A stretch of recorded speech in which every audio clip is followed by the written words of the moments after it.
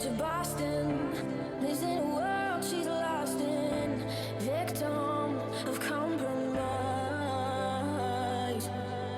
He's staring at her Aberdeen heart, London eyes, Glasgow bones. She's a whistle in the catacombs, a paradox. He's in love with the statue in a marble block.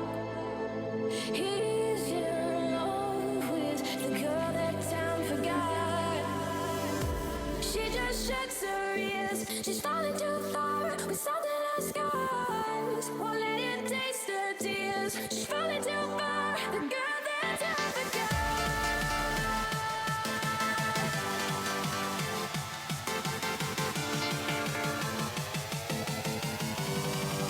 She's falling too far.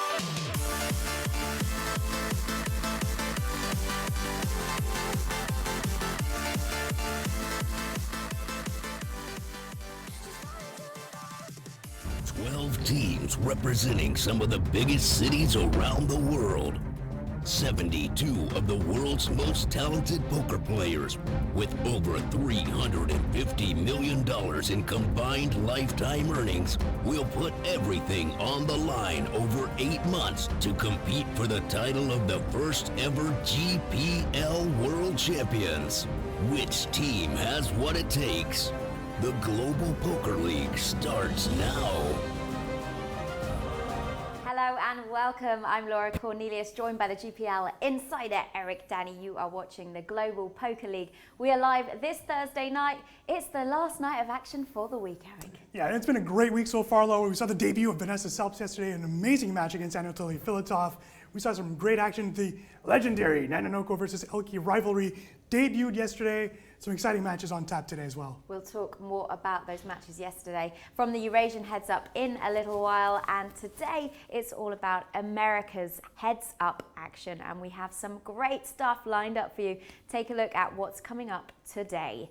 The first match of today is Jonathan Jaffe now. His debut for the San Francisco Rush. That's match 38 versus Thiago Nishijima from the Sao Paulo Mets. It's kicking off very shortly at 1 p.m. Eastern, 7 p.m. Central European time. And then guess who's back? Olivier Busquet again for the LA Sunset. He picked up first already this week in the Six Max. He's against New York rounder Big Cheese Tom Marchese. That one's match 39 at 12:30 Pacific, 3:30 Eastern, and 9:30 Central European time. And then finally, Scott Ball is back again after his second place finish on Tuesday. Las Vegas Moneymakers against the Montreal Nationals. Jason Lavallee, also who was up on Tuesday, is back at 3 p.m. Pacific, 6 p.m. Eastern, and 12 a.m. Central European time. The battle is on already, Laura, between Ball and Lavallee, who've had some fun banter over Twitter. Personally, the one I'm most excited about, I think it's the one that most people are excited about. It's New York, it's LA, it is Olivier Busquet back in the ring, has won 3 of his 4 matches, by the way. No one has done that yet, so 3 of 4 matches. That's not true, Nanonoko did that yesterday as well. But it's pretty spectacular, 3 out of 4 for Busquet and Tom Marchese.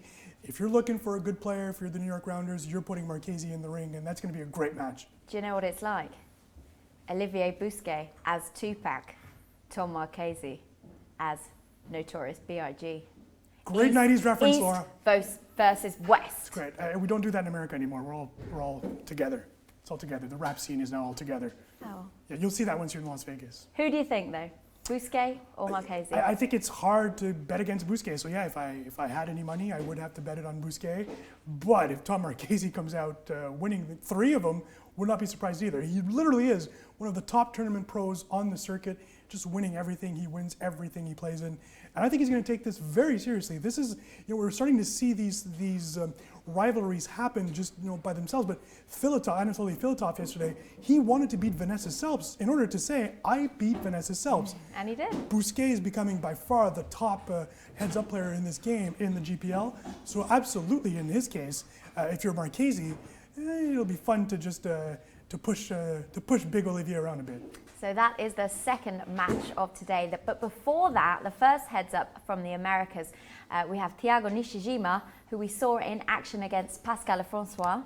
Yeah, didn't go as well that time though, did it? 3 defeats for Nishijima against Lefrancois, unfortunately. But a strong showing. The guy was on his honeymoon too, so let's give him a little. Can't believe we made him play poker on his honeymoon. His poor. Andre Akari does not mess around, and he said you're playing that day, and he did. But we'll see what happens next. I think Lefrancois has already shown his skills in heads up, so maybe a different type of competitor. Although Jonathan Jaffe, WPT Montreal champion, Tournament of Champions WPT this weekend. He finished in 4th position. He's on a heater, so it's going to be a tough match again for Nishijima, and it looks like Sao Paulo could be in trouble. We'll have to find out. Well, Jonathan Jaffe makes his debut. We haven't seen him play. Obviously, you mentioned he's WPT Montreal champion. What's he like online? He's got some results. Unfortunately, he's on a pocket 5, so I can't tell you the exact results.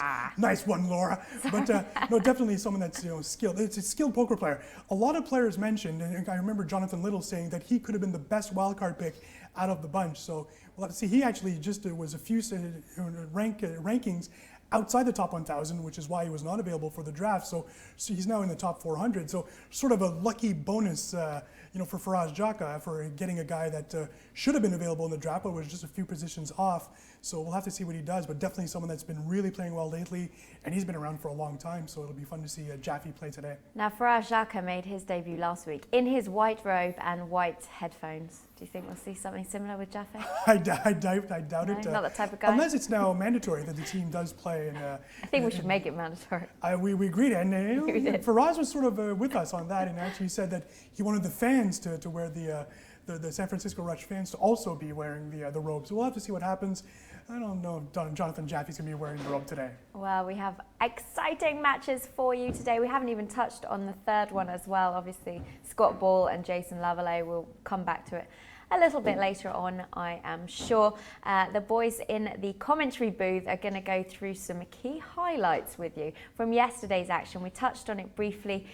We'll have a look now at some of those great hands that we saw play out yesterday. Over to you, boys. Thanks, Laura. This is Sam Grafton. I'm Griffin Benger. You're here for week 4 of the Global Poker League, the last string of matches for the week. I was going to say slew. You always give me a hard time about that word. Really exciting to talk about. First of all, the matches from yesterday, a lot of really big highlights. Let's get right to it. Yeah, an exciting day of poker. Obviously, one of the highlights was the debut of this lady, Vanessa Salps, for the London Royals, taking on Anatoly Filatov, and didn't disappoint as a contest. Vanessa here in a style we expected, all guns blazing, flopped very, very strongly with the nut flush draw. Overbet all in on the turn, and Anatoly Filatov not relinquishing the top pair. And this was a big moment in the match after Vanessa had ground Anatoly down. And we sort of saw the best and worst of Vanessa in many ways. Definitely. Here she... Anatoly made some good folds. Here, Anatoly bets with the best hand, 2 pair, gets raised. And then Vanessa rivers the straight, and Anatoly able to get away from his hand. He won the first match, Vanessa winning the second match. And then this was a huge moment in the third contest. Vanessa seemed to be trapped with top pair, but she turned 2 pair, check raised the turn, and amazing from Anatoly Filatov. Relinquished his hand very, very quickly. Yeah, instantly. It made the Twitch chat certainly blow up. Snap folding the aces. This was an interesting, shove on the limp of Anatoly Filatov. Yeah, this is what we were talking about in terms of the worst of Vanessa Salp. A bit YOLO from the London Royals representative. This was a very fun match. Elke versus Randy Liu. Elke coming in with that mustache that he grew, throwing on the shades, really getting into character. And an interesting decision not to check the stream or check social media while they played. Yeah, and Randy showing he's got a bit of gamble as well, the boy. Calling it off with Jack High. Didn't really like it. And it didn't work out for him here with Elke rivering the full house to win the first match. These two really emerging as early fan favorites. Yeah, absolutely. I mean, these guys already have such a big fan following, being PokerStars team pros, the Twitch streaming, so many people in the chat going, Nanonoko. So it was really, really fun to watch. Yeah, and here again, Randy Liu, he will call it off with a high card, ladies and gentlemen. Yeah. Pretty tough for him, calling off with Jack High, now having to call off with King High in the second match, but it was the correct decision and worked out well for him on this occasion. Flopping a queen and holding to tie things up 1 match apiece. And they went into the decider, as we said, a lot on the line, both for the franchises and for personal pride.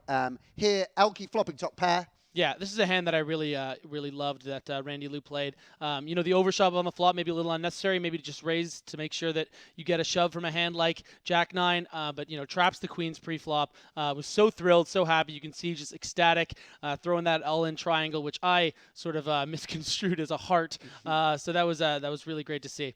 This match, though, certainly a lot of interest. These are 2 people that are sort of a live background. What did you think? Yeah, what an amazing early hand this was.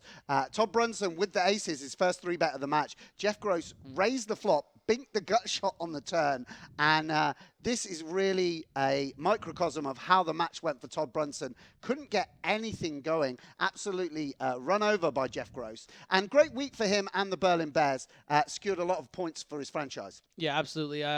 Jeff Gross emerging early on as another fan favorite, a guy that does have that sort of background and following through Twitch. And he was talking about how he's moving into a house with a lot of famous streamers such as Jamie Staples and Tonka. So this is a guy that's really committed to the education of the poker nation and also entertainment of the poker nation, absolutely. of course. So this is someone obviously that we're thrilled to have in the GPL and really happy for him to be able to get the Berlin Bears on the board. Yeah, and by contrast, Todd Brunson, not a good day for him or the Rome Emperors. Obviously, one of the all-time greats of the poker world, coming out of the live scene in Las Vegas. Hell of a bookcase. Yeah, and he's invested his money wisely in a good library, and we appreciate that. But really had a tough time of it, and going to be interesting to see whether Max sticks with him in future heads-up matches, because he was perhaps a little out of sorts. This isn't a game he's particularly well known for. Yeah, I mean, this is the Global Poker League, and it was evident that maybe he was a little out of his league yesterday. But this is a guy that there's a reason why he's still around in the poker community, while he's still making money, he can afford a legend of the game, why he can afford that bookcase. I mean, it's worth more than my entire net worth, I can promise you that. So this guy is obviously, he's such a winner. He's going to find a way to compete and be better, and maybe the 6-max format would benefit him more than the heads up. The heads up, again, it's a very exposing thing when you're playing against these talented players. And again, Jeff Gross, excellent player, but if he was playing against someone the likes of Justin Bonomo, Tom Marchese, Olivier Bousquet, two guys we will see today, he's going to be in trouble. Yeah, I mean, it was another exciting day for the Global Poker League, both because of getting to see a real, genuine superstar in the form of Vanessa Salps, but also, as you said, the emergence of Jeff Gross and Anatoly Filatov. Two guys who are going to be a big presence on this in this league. Brought a lot of energy, brought a lot of charisma, and surely going to be fan favorites in weeks to come. Yeah, it was a good day yesterday, wasn't it? Yeah, there were some great matches yesterday. Let's talk a little bit before we throw to the lounge. Let's talk a bit about what to expect today. Who's going to be playing? We got Nishijima versus Jonathan Jaffe. That's going to be a great match. But Marchese and Liv B is really the one that I'm excited about myself. Yeah, that one I'm really excited about. But again, in terms of debutantes, Jonathan Jaffe, Iftari, this guy is a killer online. Really one of the best heads-up players. Has been one of the best heads-up players in the world for a full decade. This is how he made his name. And, really going to be a special debut from him. Cards up coverage of the WPT Fallsview or Montreal that he won. It was just like, this guy knows what he's doing. Okay, guys, let's see what's going on at the lounge. Eric, Courtney. Wow, thank you so much. Wow, we had wins yesterday then for Anatoly Filatov for the Moscow Wolverines. We had win for Jeff Gross, who made the clean sweep for the Berlin Bears. First time they've done that. The Bears, of course, yes. Yeah, of course. And then we had a win for Nanoko as well. Yeah, Nanoko, 2-1. Great win for him, yeah. So let's see how that leaves us with the standings, shall we? Yeah, the Gold Wolverines in fantastic shape. They will end this week as the #1 team in the GPL. So congratulations to Anatoly Filatov, who's really taken the managerial role very seriously. A lot of meetings between that team, a lot of specifics to who plays when. That's been talked about a lot. And we've seen talks about Sergei Lebedev, who's played so well heads up, but his game is 6-max. So it'll be interesting to see where Filatov takes him next.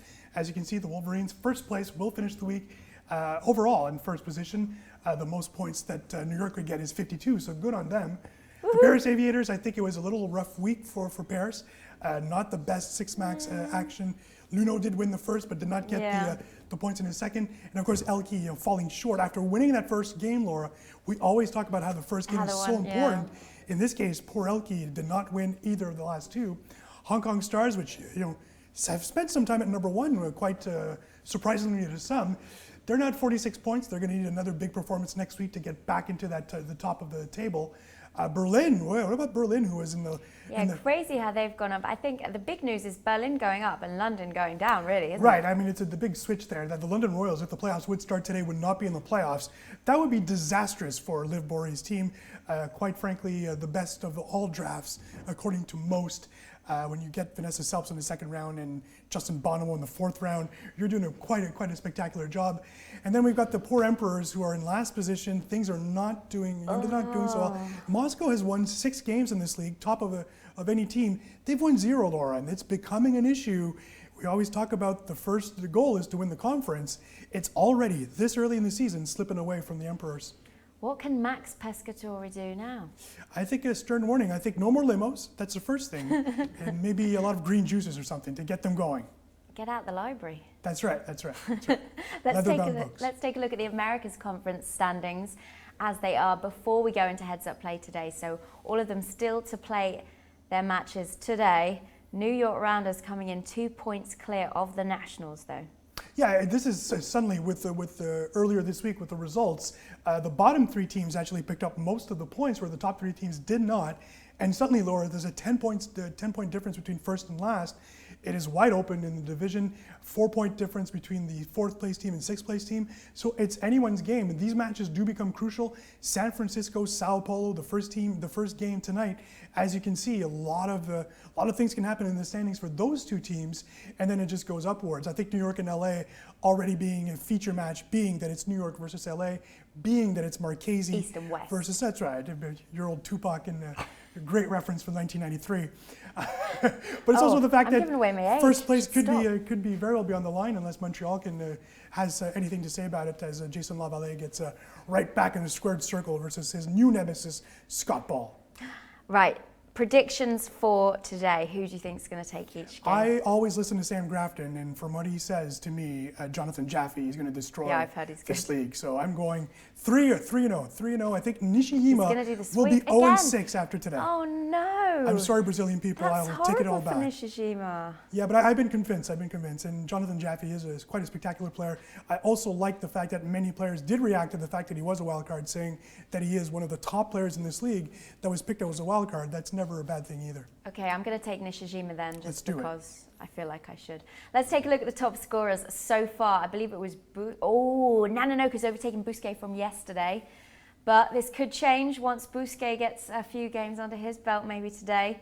So 24 points now for Nananoka, who seems to be playing every heads-up match for the Hong Kong Stars. That's right. We've already seen tweets that it doesn't look like Nananoka will be playing next week, so we'll have to find out further down the line from Selena Lin. But will Olivier Bousquet be playing next week? Yeah, I think you mentioned Anton Wig yesterday being maybe under the very, very secretly and calmly scrapping up 19 points in 5 matches. I'm looking at Anatoly Filatov, though, the record for most points in a week so far. Anatoly Filatov picked up 18 points for the Wolverines this week and puts him in the top 5 scorers. Means Dominic Nietzsche's out of there, not in the top 6 top scorers now. What about Jeff Gross? Jeff Gross is now there at 17 points. He had the record, or would have had the record, had Anatoly not done so well against Vanessa Salps. And of course, my boy, Pascal Lefrançois. Let's represent Montreal. He did really well last week. Yeah, only 2 matches played and 15 points already, so going very well for Montreal. So it looks like the best player of the week likely be Anatoly Filatov. It will be, absolutely. Yeah. He's had just a wonderful week, and I think that's exactly what you want to do as a team manager, is to put up those points and then tell the rest of the team, follow suit. It's your turn now. Well, if you've got any comments or questions, get them into us at GPL. Make sure you follow us on Twitter too. Use the hashtag GPL, and also you can write your comments in the Twitch chat box too. Let's head over back to the boys and take a look at the lineups now for the matches coming up today. Back to the boys. I'm Griffin Benger, Sam Grafton. We're the boys, and we're back. People probably surprised to see us here, what with the 100K starting in Monte Carlo. Yeah. But I've got such a high expectation in that tournament, but we're going to skip it this year for the good of the GPL. I have about 600% in action. I bought action. You bought action, yeah. About 650K. You need a sweat. Worth you need of, a sweat. Buy-ins. Big match today. Nishijima, Jonathan Jaffe.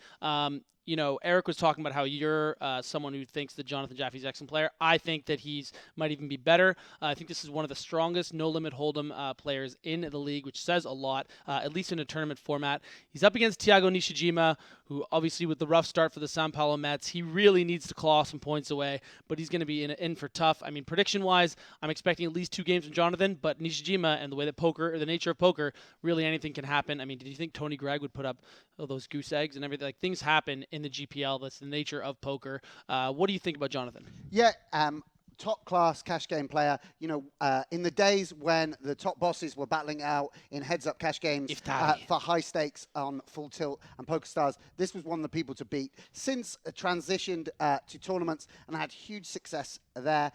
As I said, this guy is a crusher. And, this might be the beginning of the San Francisco Rush rally. Obviously, a franchise that hasn't started well. Unbelievable, as you said, donuts from Galfon and Tony Gregg, two of their big hitters, not starting well. Jonathan Jaffe coming in today as their third big name.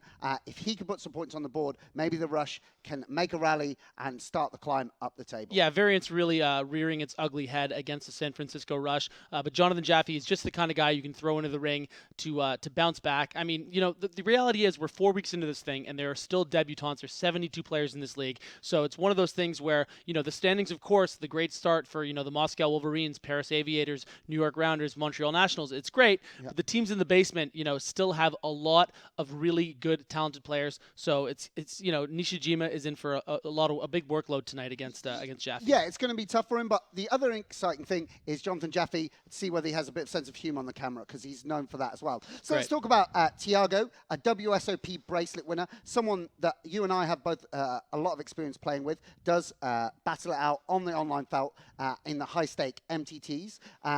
Had a tough start against Pascal Lefrancois, and, again, another example of from the frying pan into the fire with a tough opponent today, but he'll be looking to score some points for the Mets. Yeah, this is a guy who's obviously going to relish the challenge. I mean, I'm sure he insisted to Andre Akari that he wanted to redeem himself for the performance against Pascal. Pascal, obviously, such an incredible talent, one of the top players in the league right now, points-wise, which has a lot to do with the sweep against Thiago. So Thiago's going to come in firing. I don't think he's going to, fall for all of Jaffe's little tricks, and trust me, he has a lot of them. So there's going to be a lot of interesting dynamics over the course of this match, and we'll see if the Decano can battle back for them.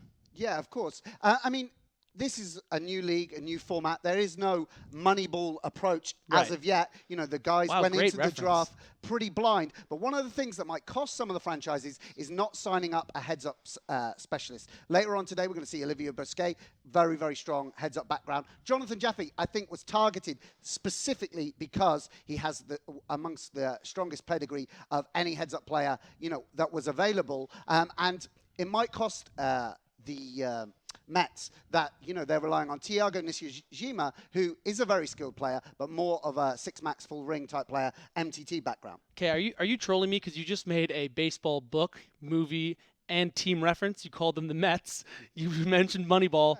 Have you read the book, or was that more by just osmosis? I'm picking it up from you, brother. I guess so. We haven't even talked about Moneyball. How is this even a real thing? Have you seen the movie or read the book? Yeah, I've seen the movie. Oh, okay, you should read the book. It's actually excellent. Yeah, I like Michael Lewis a lot. Yeah, great. Oh, really? Is that who wrote it? Yeah. I don't know anything about authors. I should. So. Okay. I think we're gonna go to the lounge in a quick sec. I think we're gonna go to the match pretty shortly, actually. Oh, right. We just jump right in. There's no more lounge. We have an interview. We have an interview. Oh, we do have an interview.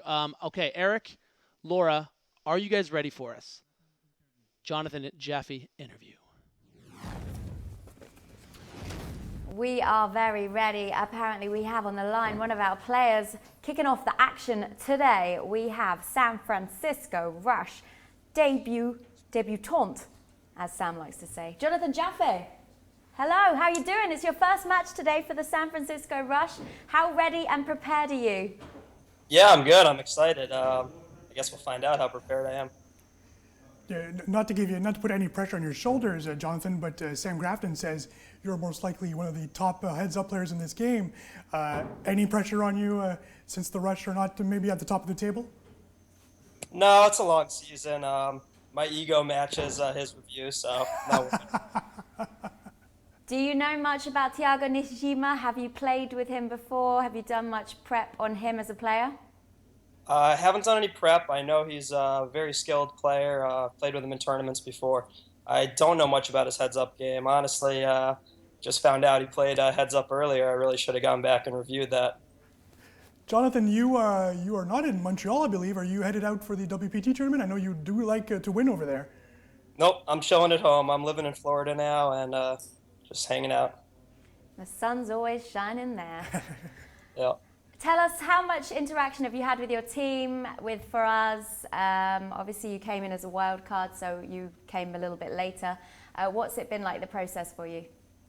Yeah, it's been great. I guess I came later, but Faraz kind of hit me up at PCA and let me know he wanted me to do this, and I was definitely on board. So I got to kind of be his co-drafter, which was a lot of fun, and we got exactly the team we wanted. So I was thrilled and really grateful to Faraz for including me in the process.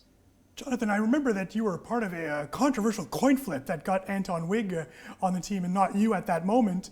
Was that all for show, that you already knew, of course, that you were going to be part of the team?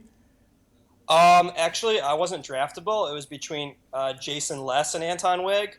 And we were on the fence. We thought either one would make a great teammate. And so Faraz just went for a coin flip. I was not in the top 1,000 GPI, so I was kind of locked into the team before the draft. Sadly, I actually mentioned that a few minutes before, so I just messed up my own thought process there. He never gets anything wrong either. That's right. It's my first time ever. Jonathan, what about that? Maybe talk about that, since you were involved in that process. The fact that basically a coin flip decided who the next teammate would be.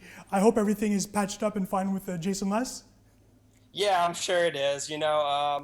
He's a fantastic player, a great poker mind, and we figured they were both great guys. We really wanted high character people on the team. I say we, Faraz. And, we just thought we couldn't go wrong with either one of them. And he thought it might be a good stunt to just flip a coin and see what came out. Let fate decide the rush. Jonathan, have you watched any of the other matches on the GPL? Any that have particularly excited you? And how excited are you to play tonight for your first time? I have. I've watched a bunch of the matches. Mostly it's the 6-max. I've only seen a couple bits and pieces of the heads up. But yeah, everything I've watched is great, and I've recommended to all my friends who are poker players. I think everybody should be watching it. The 6-maxes seem to resemble the end of a high roller, and with all the people that want to be playing 25 and 50 and 100Ks, I think they should all be watching them. And I'm pretty excited today. I love playing heads up, so that's why I signed on, was just the good competition, mostly the heads ups. Out of all of the players in the league, who would you be most fearful to play heads up? Most fearful to play heads up?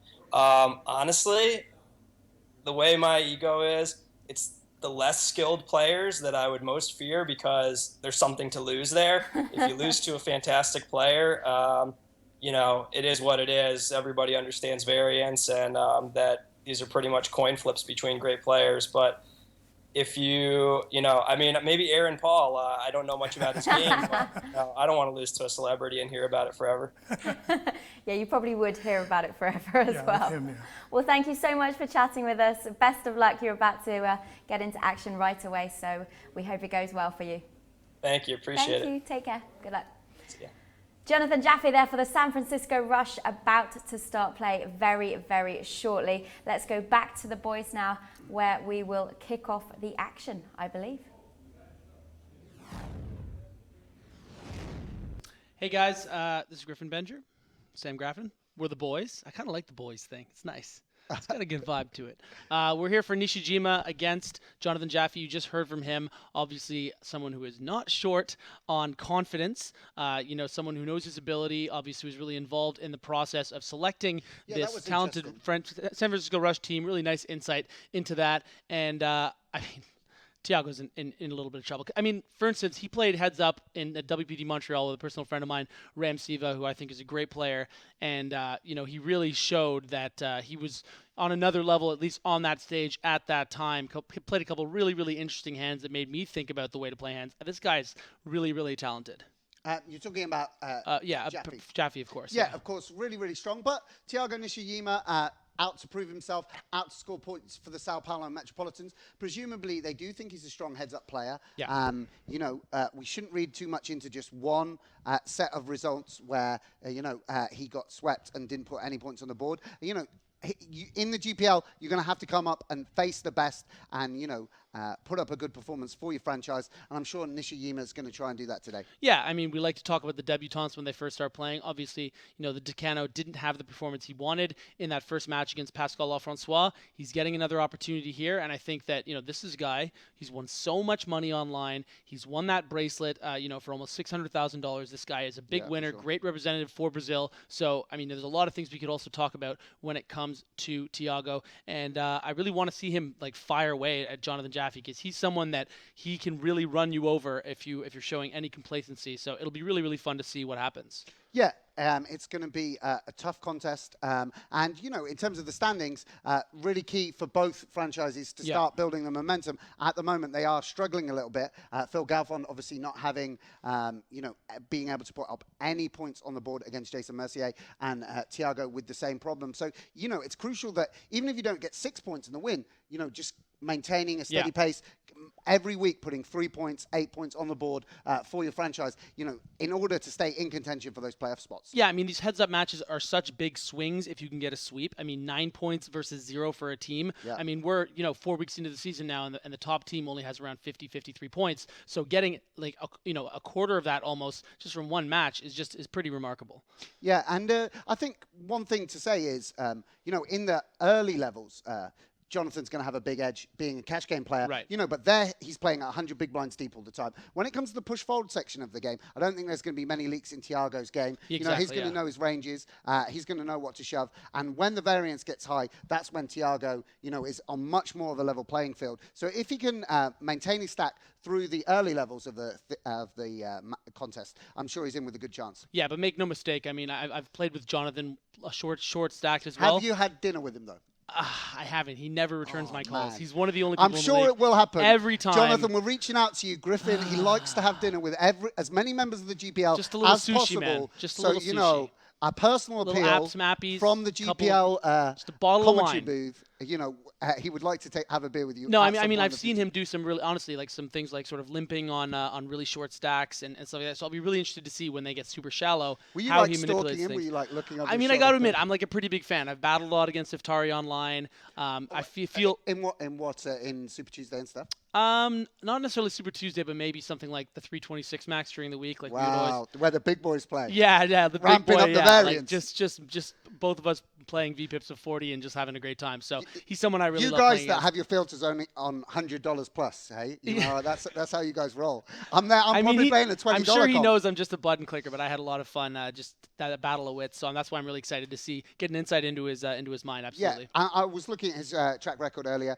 He has played a lot of the World Series heads-up events and made the Final Four. I remember Jakey battling against him in the 25K on the way to Jake's victory and railing that hard. So, yeah, an incredible online background and specifically heads up. And, you know, I think that's why Faraz, we've learned, recruited him early in the process. Yeah. Obviously, when he became manager of San Francisco Rush. Really interesting. A lot of people think the wildcards are an afterthought. Here we learn that actually, as a team manager, he looked outside the top 1,000, For sure, immediately identified a very strong player and almost sort of brought him in as a co-captain why to not? discuss who to approach. Them obviously going for, you know, big hitters Phil Galfond and Tony Gregg early. And, you know, the shape of that side does look so strong. Yeah. It's a real puzzle to us a little bit. For sure. And as you said, probably the result of variance that they have struggled so much in these early weeks of the GPL. Yeah, it's almost a team that we kind of a bit forgot about, like how talented it really is, because, you know, obviously the Montreal Nationals making a big impression with that lineup. They have the LA Sunset. But you look at this team and you really break it down. You're like, wait a minute, they have Phil Galfond and Tony Gregg and Jonathan Jaffe, Kitty Kuo, who's been playing great, and then Faraz Jaka. Like, this is an unbelievably talented squad. It's almost been and Anton Wiggs. Sorry, almost been a strange situation where the third-round draft pick, Kitty Kuo, and the fourth-round draft pick, Anton Wigg, they're the ones that put the points on the boards. They're the ones, you know, Kitty took a second and first, I believe, in a six-max match. We talked about Anton Wigg, third highest scorer in the league, full stop. But it's the big names that haven't really delivered as of yet. And, you know, Jonathan Jaffe with an opportunity to change that for the San Francisco Rush. I think, did she get a first and a second? I think it's been first and a fourth or something like that. Oh, yeah. Yeah, but still, great. I mean, a great performance by Kitty, putting up, I think it was 9 or 10 points on the board. We are going to get live in a second here, guys. We're just making sure all the players are ready to go. I think I was just told, producer Lewis letting us know, we are going to go to the match in a few seconds. Let's get it started. There they are. Jonathan Jaffe, Thiago Nishijima, and Pocket Queens for the legend Insta Min Rays. Snap. Thiago looking laxed. All right, underway. Queens aren't a bad start.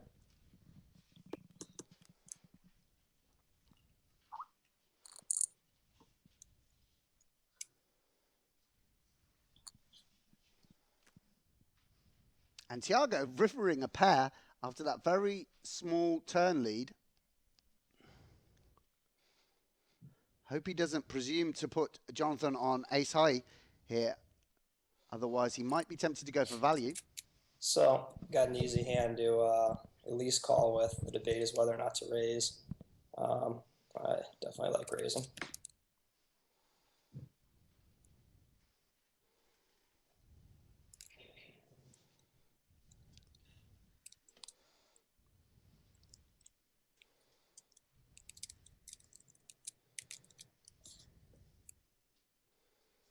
Jonathan checking back the flop with the overpair and identifying, I guess, slightly because of Thiago's sizing, that he is good on this river. And Thiago now in a very difficult spot, having gone for thin value on the river.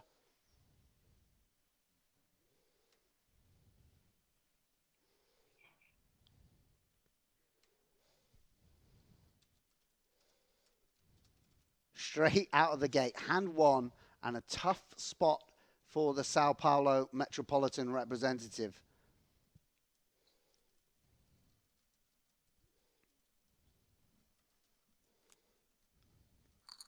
Disciplined fold there by Thiago Nishijima. Pardon me for pronouncing it wrong. I'm a sucker for J's, so my mistake. Is this the old standing desk from Jonathan Jaffe? That or he has absolutely incredible posture. Yeah, you got to watch out for the guys with standing desks. Flop top 2, no kicker. I feel like Gonna play pretty much checking every flop out of position versus him. I like how he calls it top 2 when it's just like the paired board. I've never heard that before. Pretty easy call. Don't see any purpose to a raise.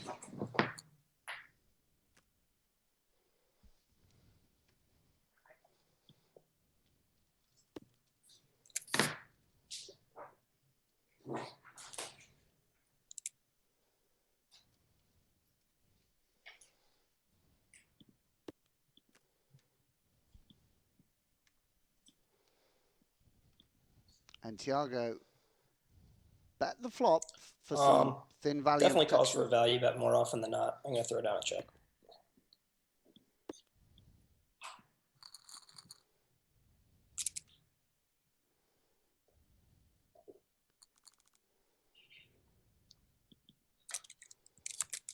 Kind of want to have Thiago a little bit on edge about value betting late. Nice. I like that breakdown there from Jonathan. Pretty reasonable flop, backdoor spades, gut shot, and an overcard. I'm going to bet fold this more often than not. Check back is acceptable.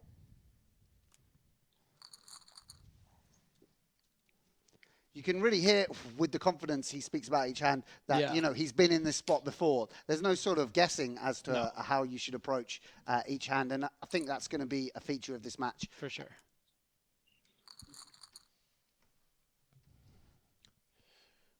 Yeah, you know, players like Jonathan, I think that they can perhaps come off a bit arrogant. I mean, I put him in the same camp as guys like Justin Bonomo. We're already at 600 big blind. They're obviously so confident. This would definitely be okay to fold on the button.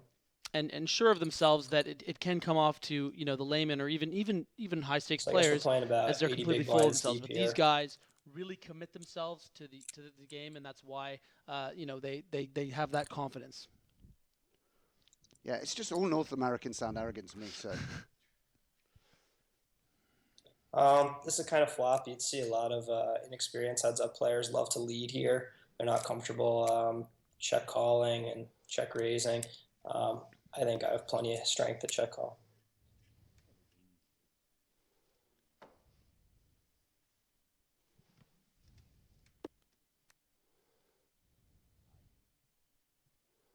All right, still have no showdown equity, but we have an okay hand. I like bet folding here. We're going to go small. We'll see about the river.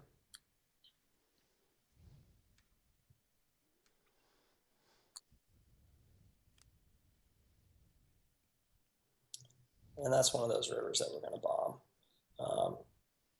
I don't see him having a ton of threes on this flop. They'd usually be a paired 3. 8 is certainly possible.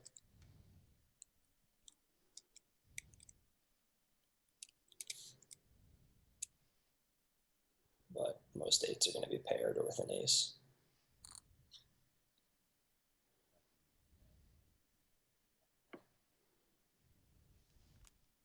And Thiago having a tough time of it early on. Obviously, a favourable run out for Jonathan, actually bluffing with the best hand.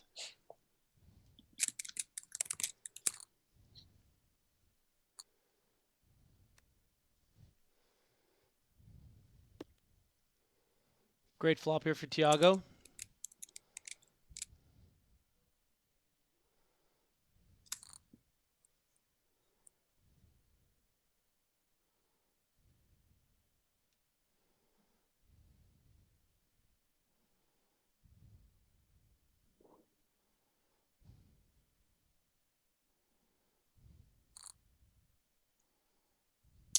Pretty easy bet fold here.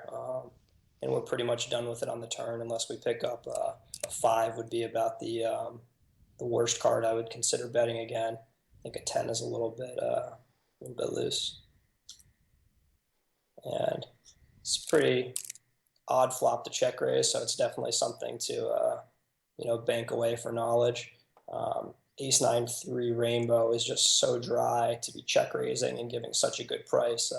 Tells me that Thiago is playing very metagamey, type of strategy.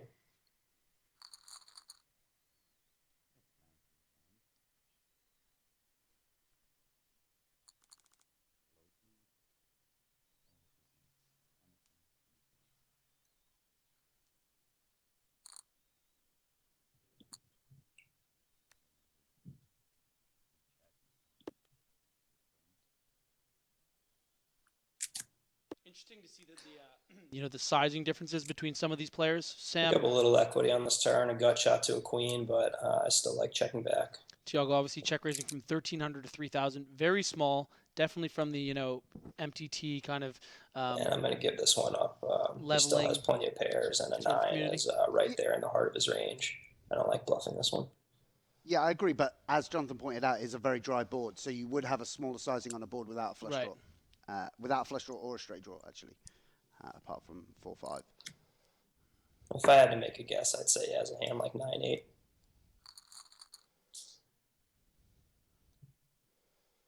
Good to see Jonathan showing at least some fallibility. Good news for Sao Paulo Lines fans. up again. I haven't had a 3-bet yet. I would have taken a 3-bet there.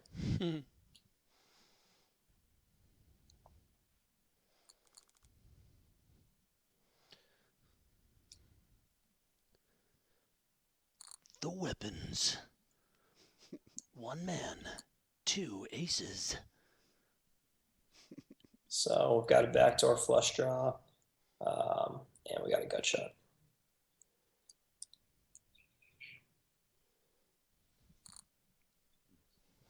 Just enough to call there. Probably fold to about 2,500.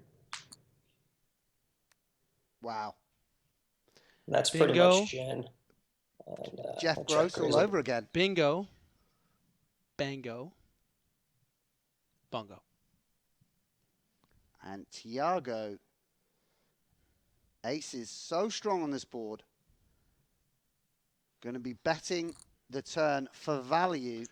Is My that first instinct here, playing off of little knowledge I have of Thiago with that check raise on the ace 3-9. I don't think he's going to bet fold some strength here. I would be surprised if he bet folds a king. So I kind of want to go big here, see if I can't end the match right here if he has a king X. And certainly don't want to lose a cooler. I'm going to go pretty big and probably shove the river.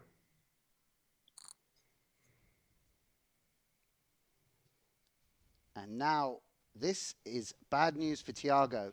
An experienced player like him is going to realize that this is actually a bluff catcher, a very, very strong bluff catcher, but a bluff catcher nonetheless does block one of the straight draws very, very hard. Jonathan would check call the flop with ace 5.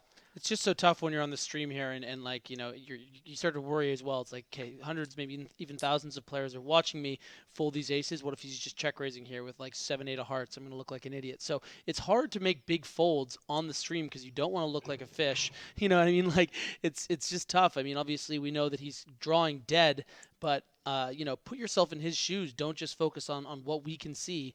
It's hard to fold pocket aces on this particular board texture. Yeah, as you say, there's a lot of heart draws which turned a gut shot. 6-7 of hearts, 5-8 of hearts, and the like. Yeah. That Jonathan 6-7 of hearts. So many different might combinations. decide to attack with. I mean, Thiago doesn't even have the ace of hearts blocker, so that gives even more combos of potential flush draws. But Jonathan Jaffe has the nutter butter. And he's spreading it on Thiago's English muffin. Thiago shoves, and that's a little bit reckless. And that's pretty unlucky for him. I don't know how I feel about his shove. Yeah. I think I like calling and then calling an all-in river shove, but lucky hand for me. Jonathan handing out a little bit of advice there at the end as well. Yeah, that's cute. that good.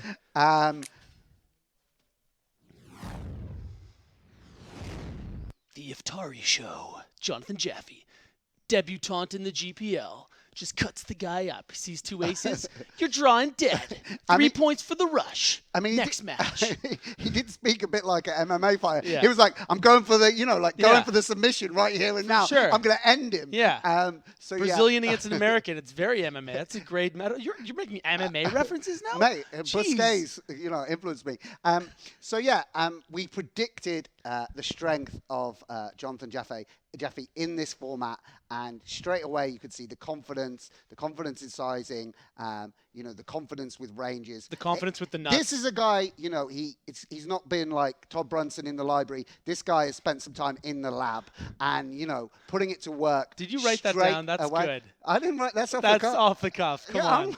I'm that good. This is why they pay the guy the big week bucks. 4, the commentary team is good, Yeah. and Jonathan Jaffe is certainly very, very good Yeah, at poker. Thiago obviously in for it, but again, he does have a lot to offer, but he's just right now, I mean, the things have not been going his way. He needs someone to give him a pep talk because losing 4 matches in a row, for his teammates, for Brazil. Yeah, I mean, Yeah, obviously, it's tough. It's gotta be really tough Obviously, at it this was spot. a cooler, but Yeah. you can see these little areas of inexperience, both him and Todd Brunson. When they had the aces yesterday and today, got coolered on the turn, but they just rip it in. It's like they don't want to play the streets. Right. Why not keep the weaker parts of Jonathan Jaffe's range in? Like, why not keep his draws, Definitely. in the hand and protect your range versus the check raise as well? By ripping it in there, you're protecting your equity to some extent, but you're just allowing only better hands to call. Yeah, and it's also one of those, spots too where, I mean, we're talking about it, but it's just like the poor guys get nutter buttered by these like baby gutters. Certainly unfortunate, both for Todd and there for Thiago. But I think the lounge is going to be ready for us to talk a little bit about how that shifts things in the Americas division.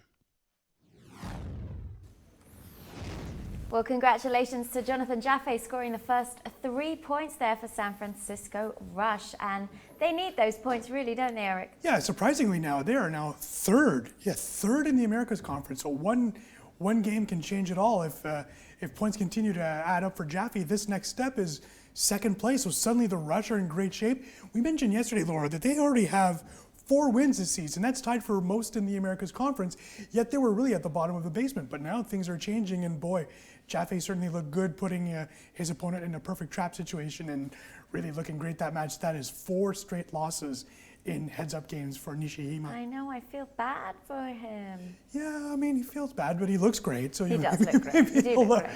No, but I mean, it was just a tough situation, and to be honest, Was the shove a bit too much with the aces? I think our gentleman thinks so. For someone of my ability, no, I thought it was perfect. Yeah, I know.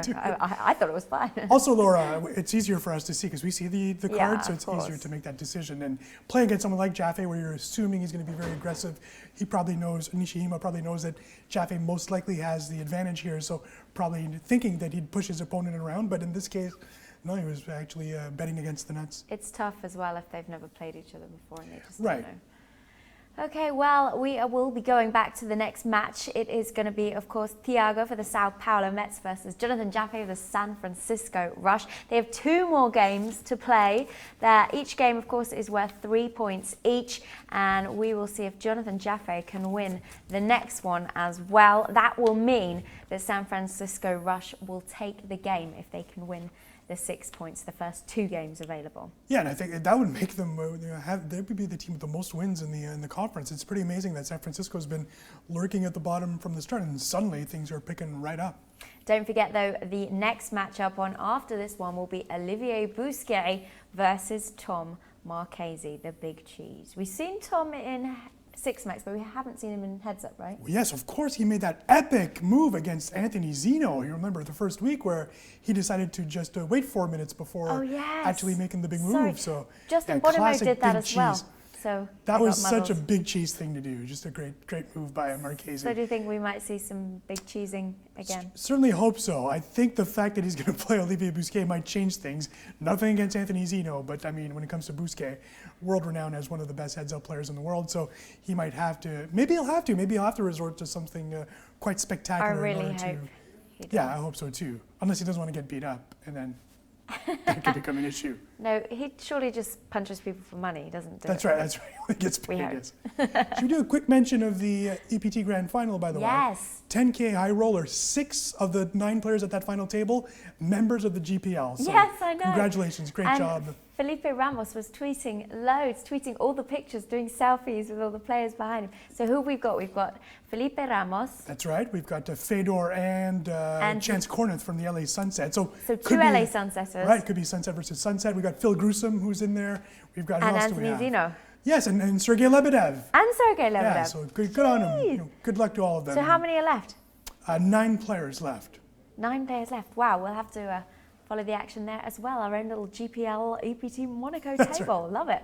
Right, we're going back to the action, back to the commentators. Back to you, Griffin and Tosan. Thanks, Laura.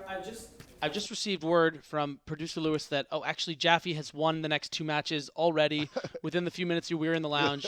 We're really sorry. I don't know what. Yep. You're going to get them to play anyway again? Okay, so we are going to get to the second match. Jonathan Jaffe, he's that good. He's on the rush. So he rushes through these matches, winning them with the nutter butter. I mean, let's be fair to Thiago. Obviously, really unfortunate turn of events, turning that middle pin, bringing such the 4 of hearts, particularly bringing so many draws. Bit of a caller for Thiago. Even if he just called on the turn, we saw the river bought top set for the aces as well. So unlikely he would have got away from his hand.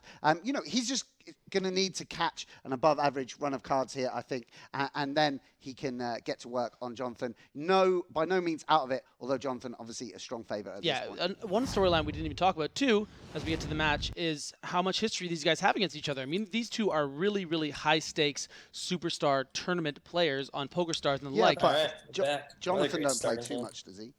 I don't think. Iftari splashes around when he gets a chance. I mean, especially during scoops and W coops, I'm sure these guys have history against each other. Check fold with the backdoor diamonds.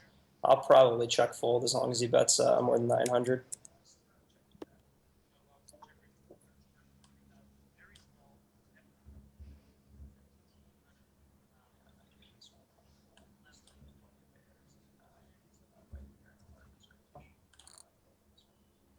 Yeah, definitely like folding to that bet.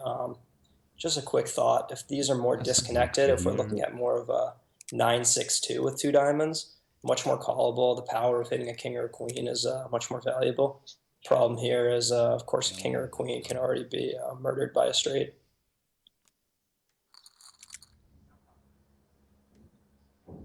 So Jonathan, obviously another player that's going to be good to tune in for if you're working on your own game. So insightful. Talking about the different ways to play your hand on different flop issues, textures. So I'll probably talk some more of this game and go over some strategy thoughts.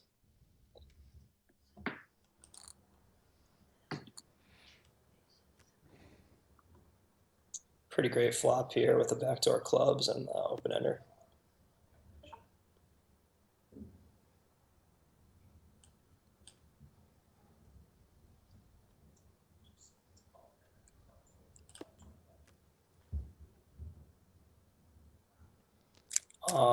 Actually good with a lead or a check.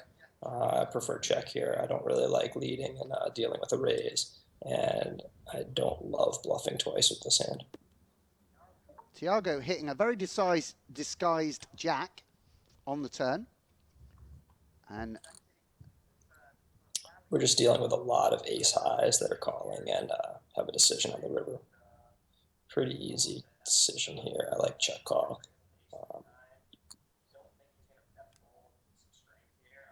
And then this river, we're just going to lose the pot. This is just a check fold.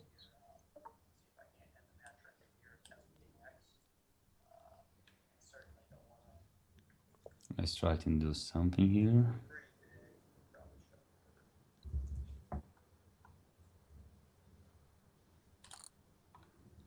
The reason I say we're going to lose the pot is on the chance that I do have the best hand, that he checked back a queen 10 with a club, or maybe a random 6-7 check back or something. He's always going to bet this river, and he always should. So I really see no way I ever win this, even if I somehow had the best hand on the turn. And I don't like check raising here. I mean, even this hand, which Jonathan loses, I think so interesting. I feel like so many of the players we've seen would always lead with that king high flush draw and straight draw on the turn. But Jonathan protecting his range, making sure he's got some strong club draws and strong straight draws in his check calling range. Really, really interesting to see, you know, particularly if you're a little bit of a poker nerd like me. Yeah, he's the guy. He's the guy. This is who we've been waiting for. So with the gut shot, backdoor diamonds, pretty much call any bet here that's under 1,400. Some backdoors here.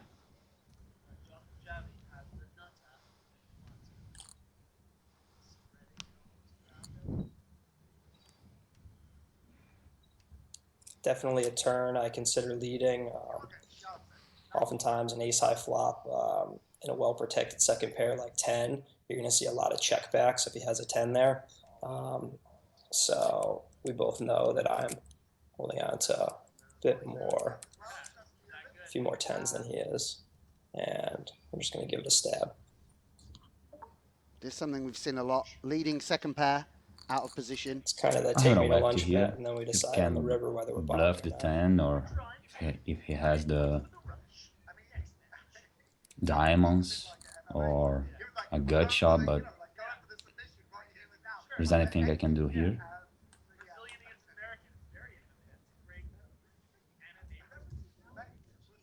Not too bad, this one. I love Thiago's sizing here. I think that's really good. You know, every once in a while I run into some really skilled players heads up, and they're, you know, 2.5xing you 100 big blinds deep, where I'm pretty much just going to call everything I open on the button, even something at the bottom of my range like this. This is nice. This isn't a little, what, 3.2x or something. I would even be good with him going like 5,200. It's a good play by him.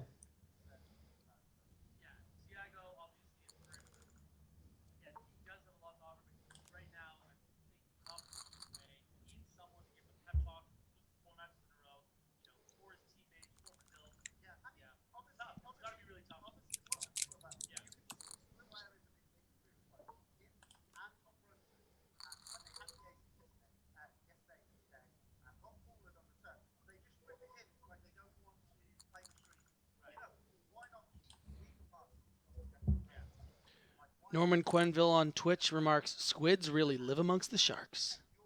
Nice. Sam Squid joined here in the booth.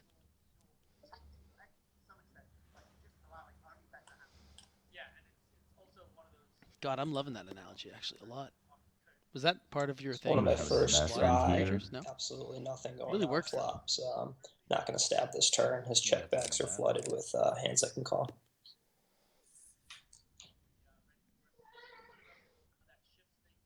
Yeah, part of being a good heads-up player, I think, is realizing the boards where you just can't win, not just blasting away relentlessly because your opponent shows a little bit of weakness. Mm-hmm.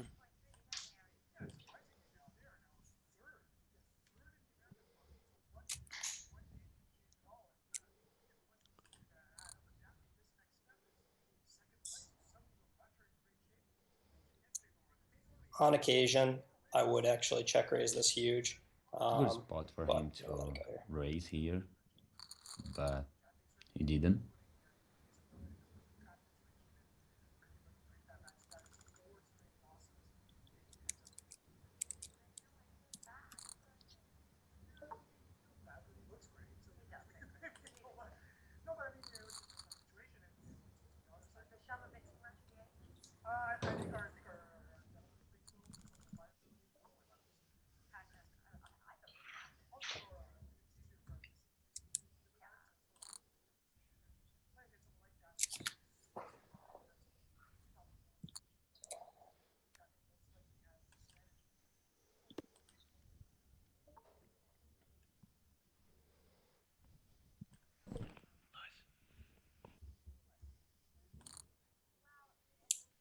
I definitely check call this with the backdoor nut flush draw.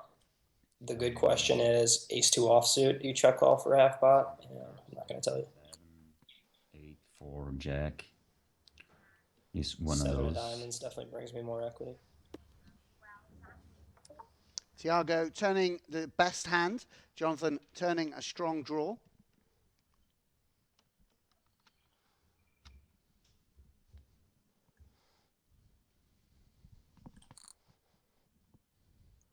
Another half pot bet from him, and I'm just going to check call.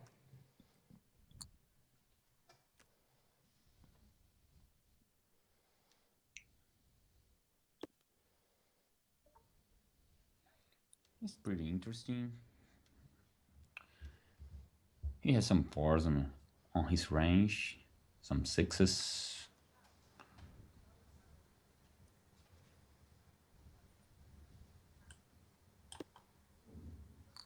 Yeah, I don't think he called me with ace I high, like how he played his hand, start to finish. especially on his board. The river is definitely And too this thick way for I me play. value betting, and I have a cluster of check raises there for him. Little tip of the Not cap there for from my actual Jaffee, hand, though. reminding everyone that his opponent is a world-class player representing Brazil.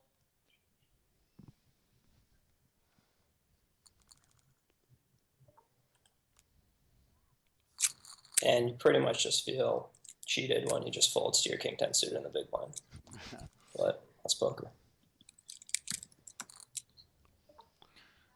Should remind people His these standard he used to call, two but guys started the day. Their franchises bottom and second bottom. So big it's pretty bad this swing one. if one of them. Thiago's just got a sonar going Want to for have all some those doubt suit when I connectors. Knows how much I love these baby flushes. or something like that. So important that Thiago does win one of these and doesn't let the 1 point gap become 10. Or indeed wins two of them and puts the Sao Paulo Metropolitans ahead of San Francisco Rush. It's another check call flop, backdoor spades, king high.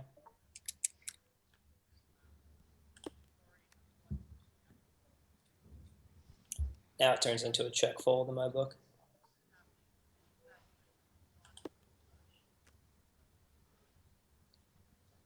And he has plenty of better hands than me here. It's another check fold still. Standard check behind. Wow. All right. I think it's pretty reasonable how he played his king 7 there.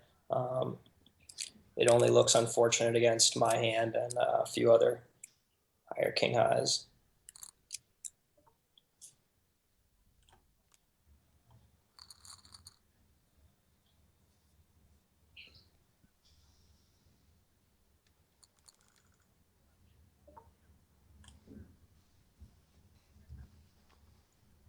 So if you're joining us late, Jonathan Jaffe, 1-0 up. Each match played for a separate 3 points. These guys will play 3 contests, even if Jonathan secures a second win.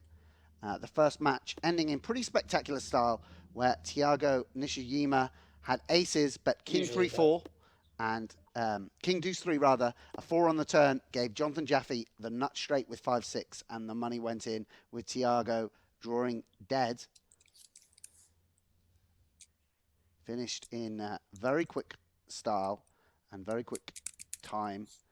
This match looks like it's going to be more of Fair call a here. long run thing. Players wearing each other down.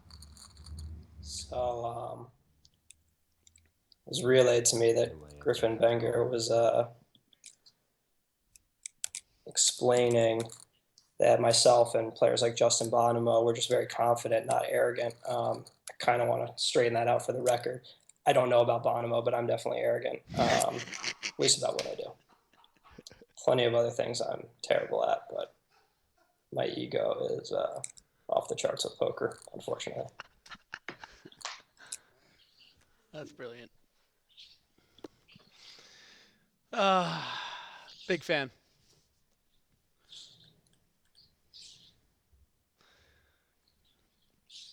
That's the best record clarification we've gotten at the GPL through 4 weeks, wouldn't you say? Yeah, for sure. Speaking to that ace-2 on the river, I don't really like check raising it, but it's got plenty of value, so I definitely like a bet. I think I can charge him more if he has a king than he's going to charge himself with a bet, and I don't really view my hand as strong enough on that board to be check raising. River Jack, he's still got Queen 10, pocket jacks is reasonable, and it's not out of the question for him to check back an ace, a better ace the whole way. So my issue is I just don't see myself getting paid by lesser hands enough. So I don't know if it's just a product of his hands, but we're definitely seeing a lot more 3-betting from Thiago here. Maybe he feels he's the underdog at this point and that I want to keep pot small. That would be reasonable. This hand's certainly not foldable to a 3-bet, but I don't love these depths. And I'm definitely not 4-betting or shoving. Thiago flopping super strongly with top set. Pretty interesting here. Had a good hand, but a lot of draws out there. So pretty bad flop here. Even if we do have the best hand and we're facing something like, a lot of his bluffs are looking like 10-8, 10-9, king 10, ace 10. I suppose that has me. Point being, he probably has some reasonable equity, even if we are ahead. The backdoor spades are beautiful, but this fold is going to be a product of the depths. Had we been playing 200 big blinds deep, there's no chance I'm folding the backdoor nut flush draw with some backdoor straight draws and an overcard. But when we're looking here and we're looking at, 40 big blinds, there's just not a lot that's going to, happen in that short amount of time as this pot swells over 30K when he bets and I call. So I got to let it go. Generous insights again from Jonathan. Particularly as Jonathan's probably someone that wants to play as many hands as he can without the blinds going up. So really, taking some time to share with the fans and, particularly generous when it costs his team a little bit of EV. I've been informed Thiago's mic is working, so Okay, I'm going to shut up when it's on him and let him talk.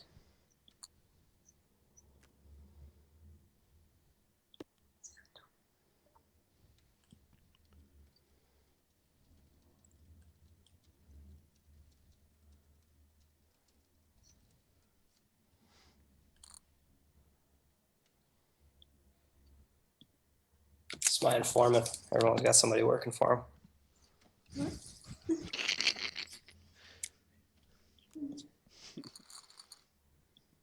And that's where the arrogance comes from, ladies and gentlemen.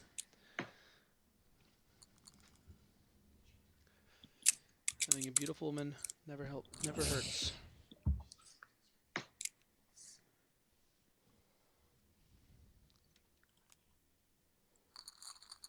So Thiago So we're playing 40 big blind poker. has Jonathan outchipped 2-1 here, 3-2 rather.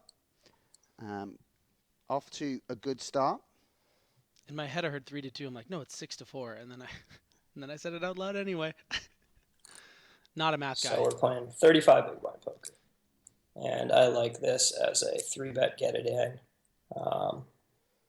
And I'm going to go big sizing. I'm not looking to be flatted by pretty hands here.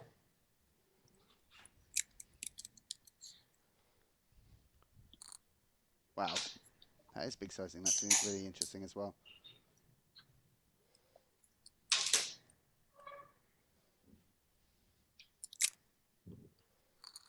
takedown is perfectly acceptable. I have to respect that, but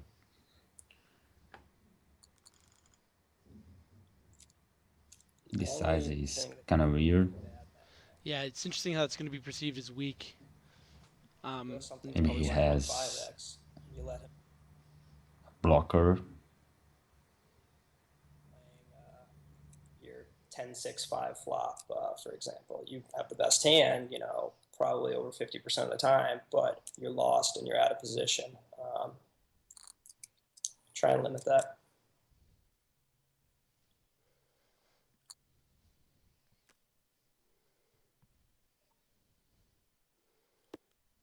So if we're 500 big blinds deep, this is who has more deuces in the range, but at these depths, it's pretty unimportant. Just a c-bet here with pretty much any holding I have. It's kind of weird for him to bluff, but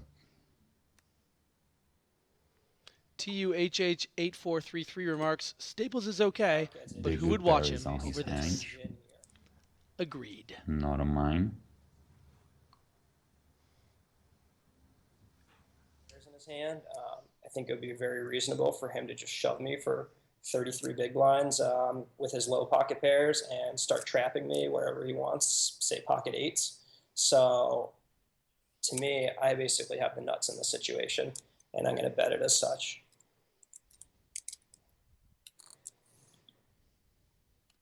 I think he bets 2 times with. He bets ace high here, so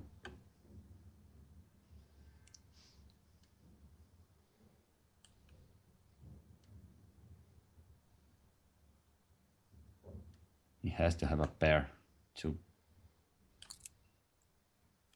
win. Thiago calling again with the king high. Talking about rivers I would cool down on, king and ace are, the biggest two that I would chill, as he would be calling ace and king high every flop, and ace high you'd expect every turn. 4, doesn't damage my hand at all. It's a gem. This is pretty easy shove in my book. I'm worried about all his deuce defends. I'm worried about him slow playing aces, kings, queens, and I'm worried about him making kind of a cheeky call pre-flop with 6s and 7s. Just gonna wait it out a little bit. Little Marchese Such a moment. boss, What we're man. playing for San Francisco. Such a boss, this guy. The Golden Gate back there. All right, it's been long enough.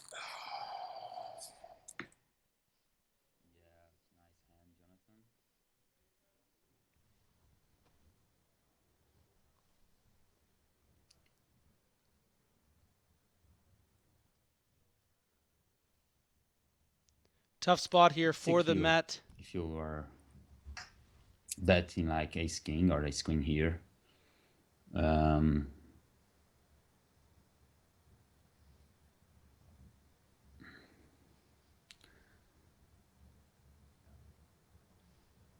think you expect me to fold and to call with ace high here.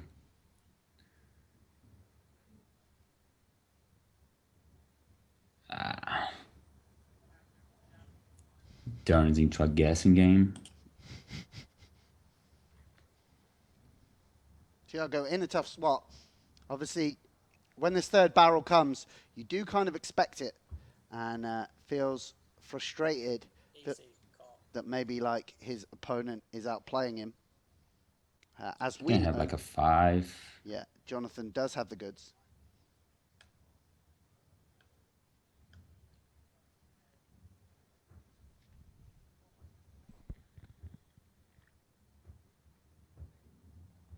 I mean, of course, Jonathan does open like 95% of buttons, so he does have plenty of deuce X. Like, it's not like he's going to fold 5 deuce suited, jack deuce off. Yeah. So Jack deuce off, maybe. Simple jack, it's not a great hand. Thiago Nishijima does make the call. Yeah, a 5. Nice answer. So sometimes things go how you hope. All right, looking at 9 big blind poker now.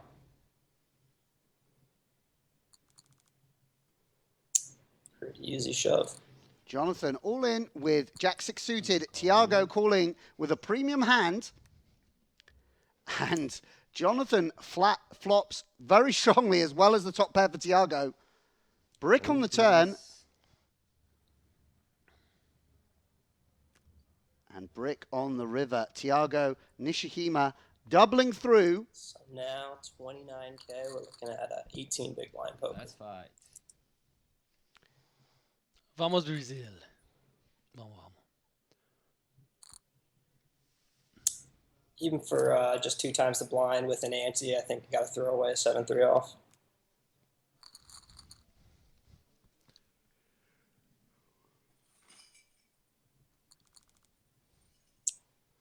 There's a lot of limp in my game once we get to this level. This would definitely be a candidate. Excuse me. Opening all the hands. Thiago ripping it in. Can easily shove here. 8-7 suited. And I think this is a good strategy from Thiago to ramp up the variance a little bit. Yeah, for sure. I think he's realizing that he's, Atari's playing pretty world class and a lot of confidence, and he's, 10 is a definite candidate for reship. Also a fine flat. Now, both him and I are going to know this is his flop. I don't have any of the big aces, and potentially in his mind, I have no aces. I'm going to check fold for sure.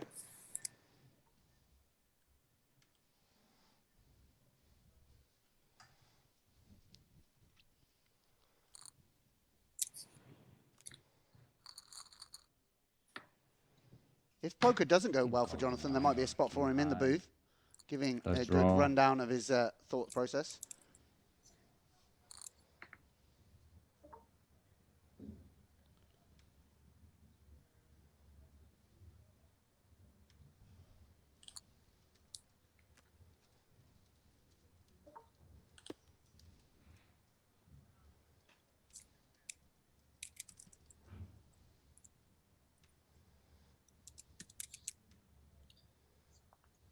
Just like to mix up timing. I think everybody should to some degree. You're going to have hands where you really have to think. So even when you're throwing out a senseless c-bet or an easy check back, I think it's good to mix it up. When I call here,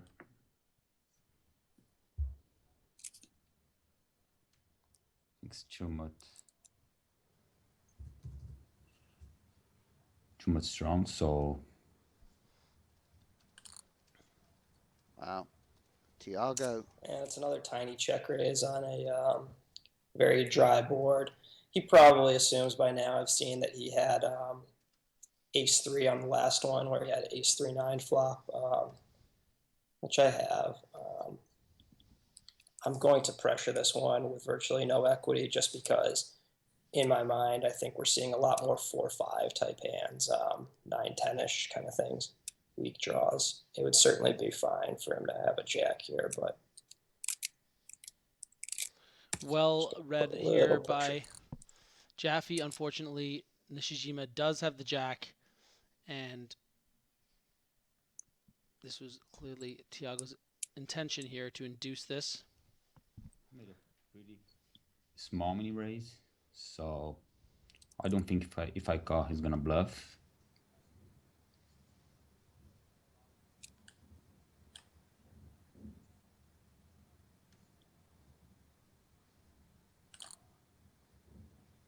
I give. If he's bluffing, it's all him. It's a good play. I was hoping this raise would pressure him to have to go with a jack plus here. Still hoping he didn't embarrass me and he's got a jack plus, but he could definitely be taking something really wild and making a great bluff. Nice hand from Thiago. Yeah, really cool. Winning just a lot. Finding a way to induce. Yeah, winning a lot more chips there than a lot of players would. And now he is back in the driving seat chip-wise with just a minute and a half on the 1K, 2K level. He definitely shove. I'm going to opt to call again. 22 big blinds here. Could easily fold this 9 deuce, so, but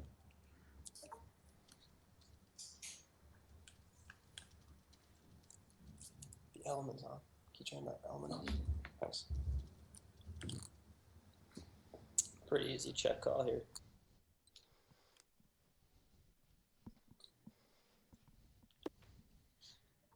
Probably has queen high, and I don't think he's gonna fold. Thiago surrendering. He could have the king, the 8. This would be a very light value bet.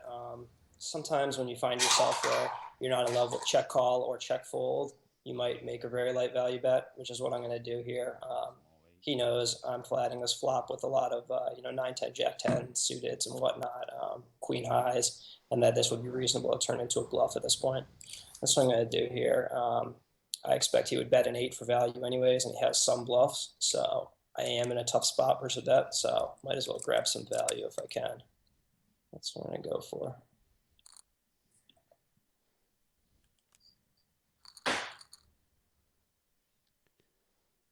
And as you can see in the bottom of your screen, Jonathan Jaffe won the first match for 3 points. And now this second match, as we're just coming to the end of the 1K, 2K level, anyone's game, slight chip edge from Jonathan Jaffe, but Thiago still in it and maybe looking to get out of line with the queen deuce. Or this one. Another 3-bet. You see his size has shrunk here. Prior, he was looking like 3.2x, and now this is closer to, 2.8. A product of the depths. Definitely a more reasonable 3-bet for this depth here.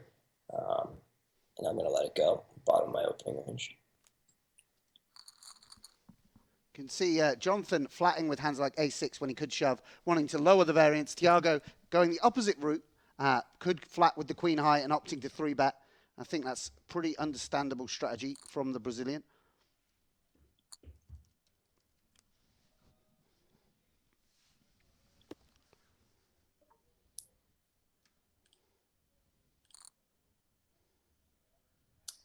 This is right there, and I like folding. He has leverage on me here, knowing that I have very few or possibly no aces. I have a hand that's not improving much. While I believe I'm good here on the flop, maybe 75% of the time, we're letting 2 more cards peel off with, like I said, very little room to improve my hand and a lot of room for him to pressure me out. So this is a give up. That's really interesting to see as well. Jonathan, although he said he is arrogant when it comes to his poker, showing he doesn't let ego affect his decisions. Flush draw. Also possibly shows that King 3, Queen 3 one of the difficulties suited. with betting there, that if he folds a 3, with the 6s you don't actually get much value. Really interesting. Yeah. Are you learning a bit here from Jaffee? I mean, he's so good, right? Yeah, fantastic stuff. Hope you guys are enjoying it at home.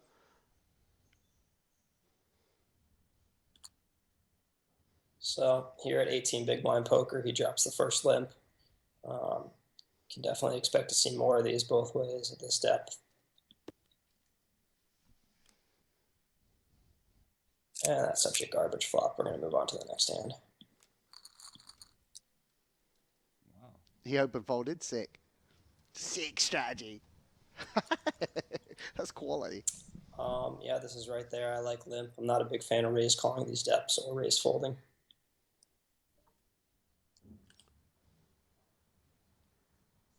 Just another shot here. Ooh. Very questionable when you limp and he shoves this amount. But I'm going to fold. I like calling around King Jack here.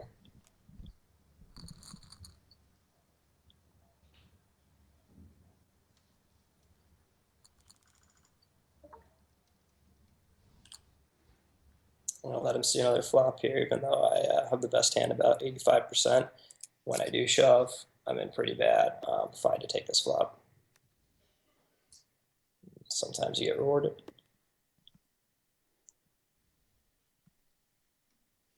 And not as rewarded as Jonathan thinks. I'm going to check raise, get this in. He's got a lot of inferior draws, and I'm not going to let him peel a free card. And Jonathan indicating the money is going in here. Thiago with a huge hand, trip 6s, and Jonathan with the king high flush draw. Some chance actually Thiago will just call here with such a strong holding.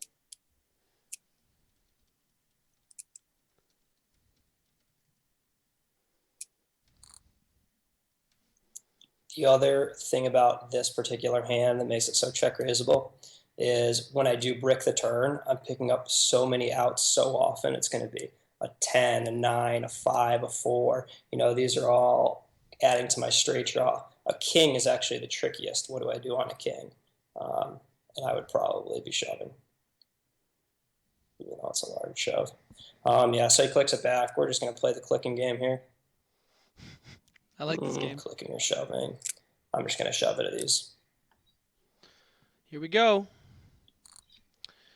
Jonathan Jaffe getting it in against three of a kind. He has a flush draw.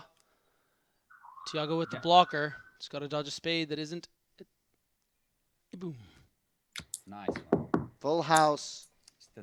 Game, Thiago. For Thiago Nishijima, 3 points heading in the direction of the Sao Paulo Metropolitans. Oh. Very cute getting that window into the lives of these incredibly talented poker players. A huge 3 points for Thiago Nishijima and the Sao Paulo Metropolitans. Starting his GPL season going 0-4, being such a talented player. Obviously, he has so much perspective with the way that variance works, but of course, he wants to do well for his team. A lot of fans on the Twitch stream, especially Brazilian fans, were saying, he's one of our best players. Hopefully he's just getting unlucky. Right there, a little luck goes his way, and he takes a huge 3 points away from a guy that's hard to rip anything away from. Yeah, for sure.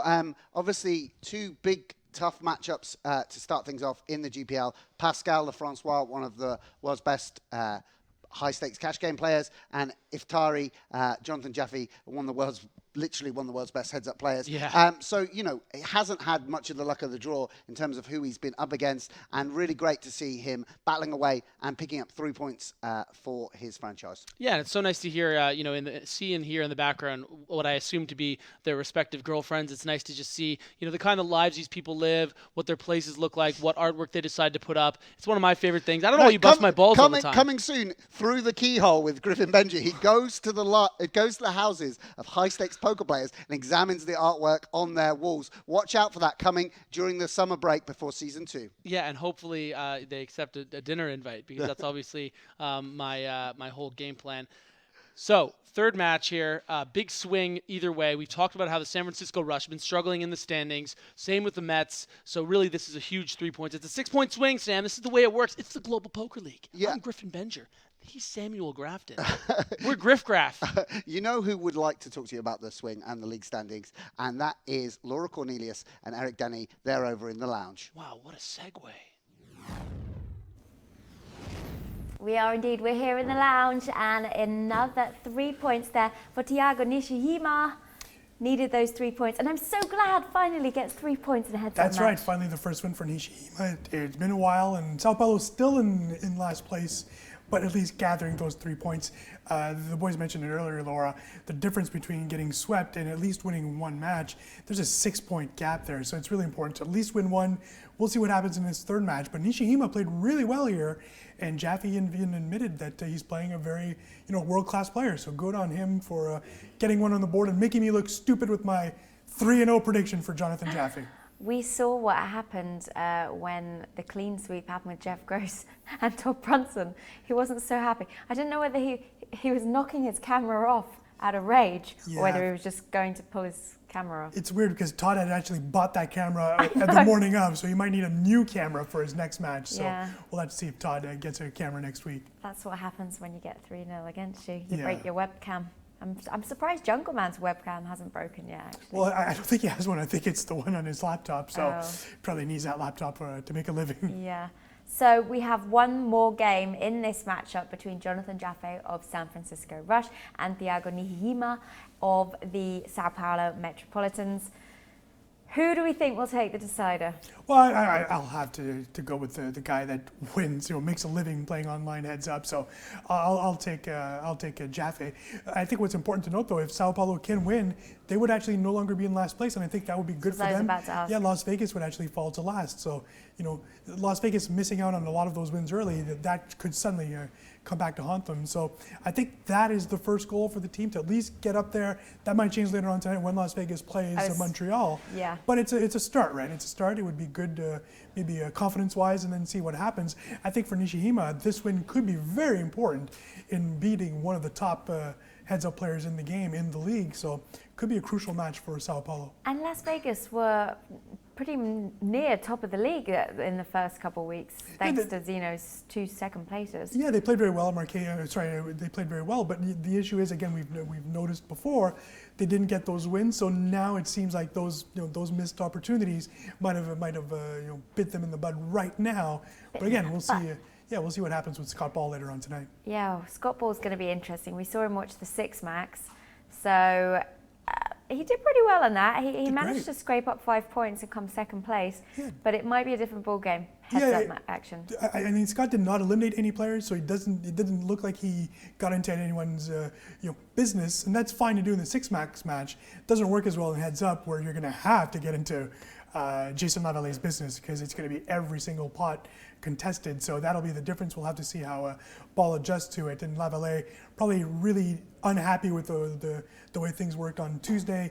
A 6th place finish in the first match and a 3rd in the second. So it'll be intriguing to see what happens there. I think he's going to come out with a vengeance. Well, that one's on later, but we are going back to this one. It is Sao Paulo, and it's going to be interesting to see whether Thiago from the Sao Paulo Mets can in fact take on now the San Francisco Rush, which is Jonathan Jaffe. Back to you, boys. Vamos Brazil, Sao Paulo Metropolitan. Let's go. Yeah, let's not get it Thiago twisted here.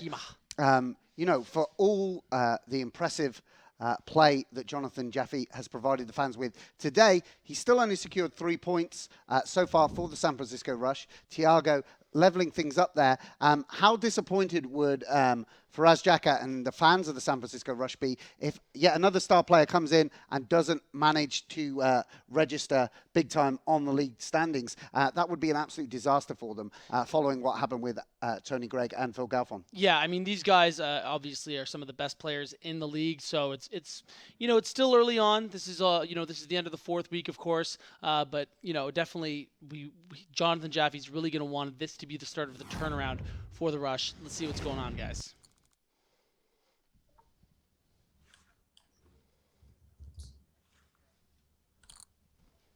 All right, rubber match. Here we go. We're out of the gates with a check fold.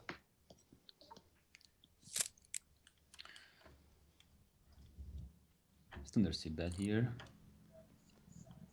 Just a little thought as I he's high, give him a fake tank.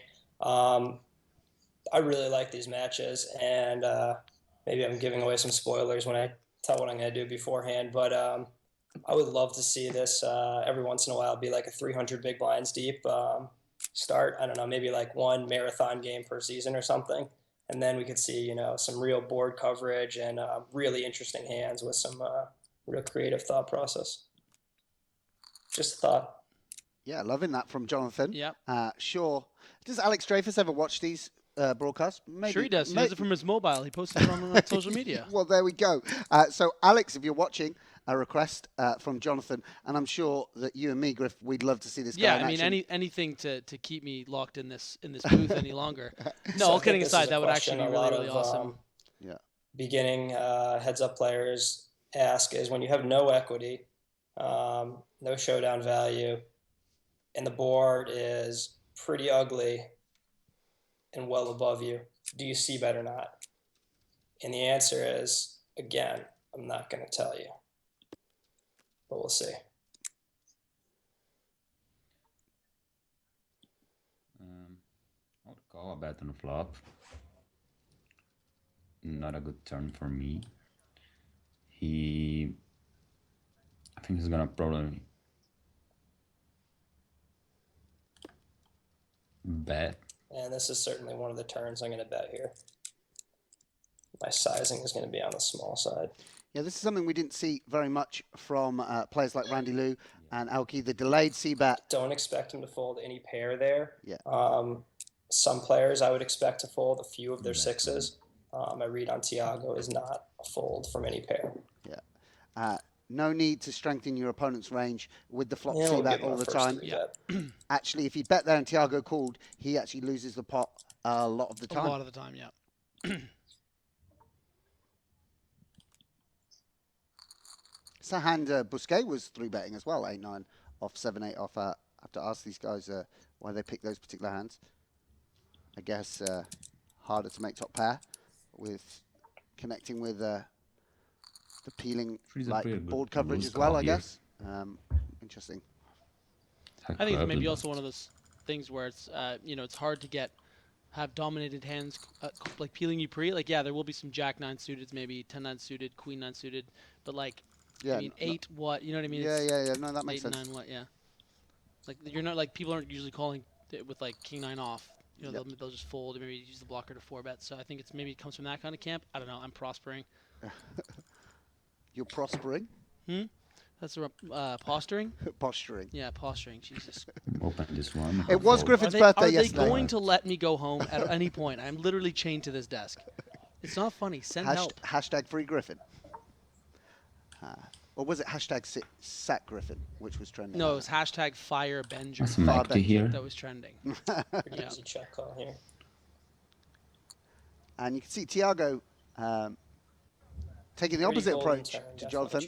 Does far with no equity on the flop. You shouldn't say no equity, because if you were to hit a 5 or Sorry, a 2. low equity, low equity. That was a little don't jab think at him because he told me he that I can should fold say low instead of anything no. Yeah. Sometimes. Yeah, you kept saying, Rub it oh, off on you. he's 3-betting with no equity. And I was like, well, you should say low equity. That King 6 was a Little lot bit of different commentator from, banter. Yeah. It's griff graph, guys. From the 6-5, I was definitely going to check call him on the turn. I thought it provided a lot of great 2-barrels for him, as I have so few kings when I check call that flop. So we were going to let him try and hammer me twice, and it was most likely going to be check call, check call. Here, I like betting. Unfortunately, the 8-9 got there for me. I say for me, I expect he would bet 8-9 on the turn every time. So I definitely have less bluffs here, but I still have 5-8, 4-5, and some ace highs would definitely turn into a bluff here, as he is unlikely to have a king checking that king turn. He's capped himself kind of at a queen more often than not. And we're going to overbet it because we think he might be a hero. I love heroes. Obviously, Thiago in the last match did cool down with King 8 high on that deuce, deuce, deuce 5-4 board. Pretty heroic bluff catch from the Sao Paulo Mets. Didn't work out well. Keep telling you, okay. A hand you might call abysmal if you were so Super inclined. standard to call here, but okay, thank you. There's no C. it's kind of my strategy to pre-bet, Might call it something that rhymes with especially to get some value when I like queens or aces or something like that. Yeah, to that 6-7 that he just 3-bet me on. 6-7, you know, is in the lower echelon of my opening range on the button there. So pretty much anytime somebody properly sizes a 3-bet versus you and you're towards the bottom of your opening range, you can make the decision it's a 4-bet or fold. Pretty easy to say call is out when you're towards the bottom.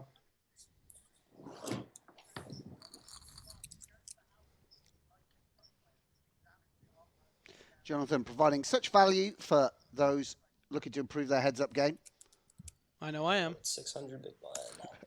Griffin Benjer coming to a 1-2 cash game near you sometime soon. I actually played a €10 buy-in at the poker listings office today. Did you? Busted, Pretty dusty busted flop fourth. here, and I'm going Winner to check take all. back. I was staked though. I was put in. Got to grind off that makeup somehow. I think Yeah. that's the 9. You 1, could 2, check the 1, 7.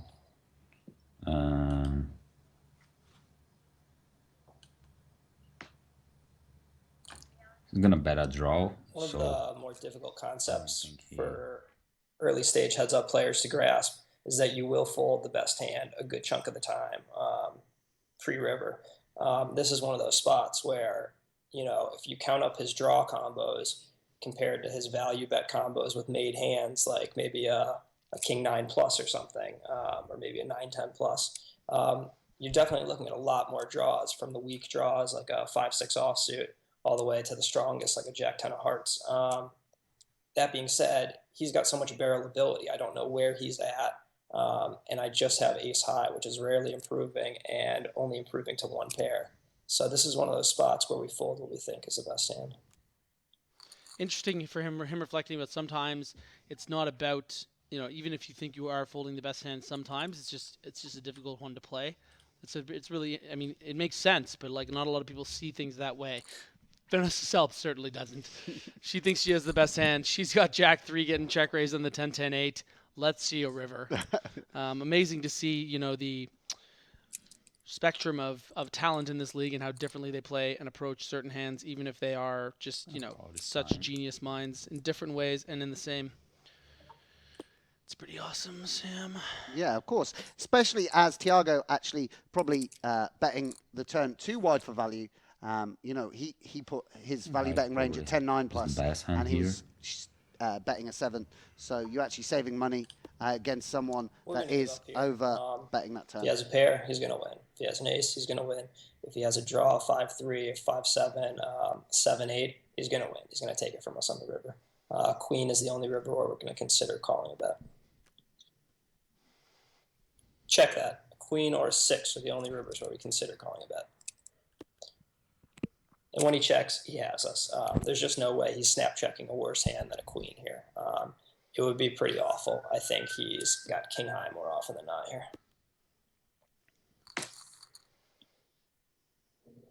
Just underhand. Jonathan, the arrogance Jaffee. I love him.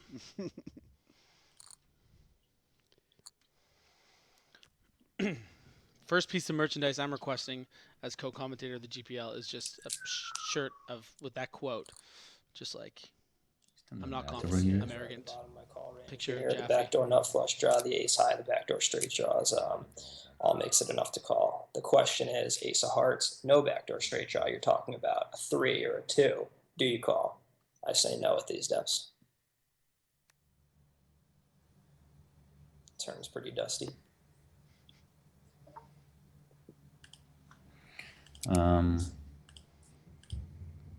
I think I can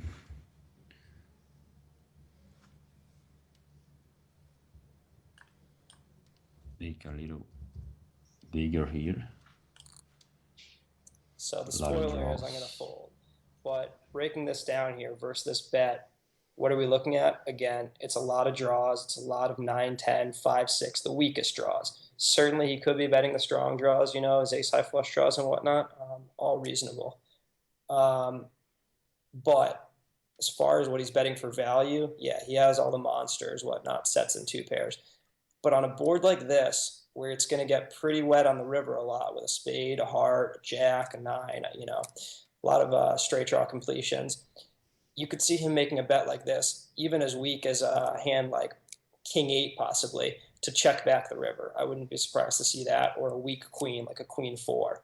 When I see this sizing, honestly, I'm thinking mostly draw and value that's checking back the river. That's my read on him. I think a lot of people are betting this size on this board with pretty much 90% of their betting range. There's the unnecessary breakdown. We appreciate it, mate. Yeah, we do. Full of words, not of chips. Thiago, 40K here at 800 big blind, so as Jonathan says, off to a good start.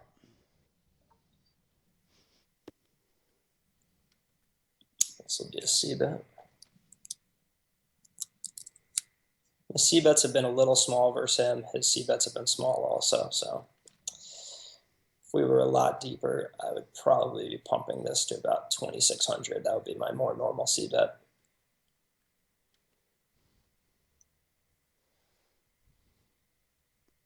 And Thiago sort of playing the momentum maybe in some way, going for the check raise. I really don't like this check raise from him. regardless of his hand, his bluffs, his 7-9s, his 9-10 of hearts, all of those, along with his value, his 2 pairs sets, they really need to be much bigger. This is just too wet to be allowing all the peels. My 2 cents. Interesting that Jaffee, even though he relinquishes and admits defeat in the hand, he thinks that it wasn't a great check raise. It's interesting how this was more of a game flow kind of momentum thing, and maybe something that Jaffee missed there. You're leaving me high and dry out here, Sam. Well, Thiago's just clicking buttons, really, isn't he?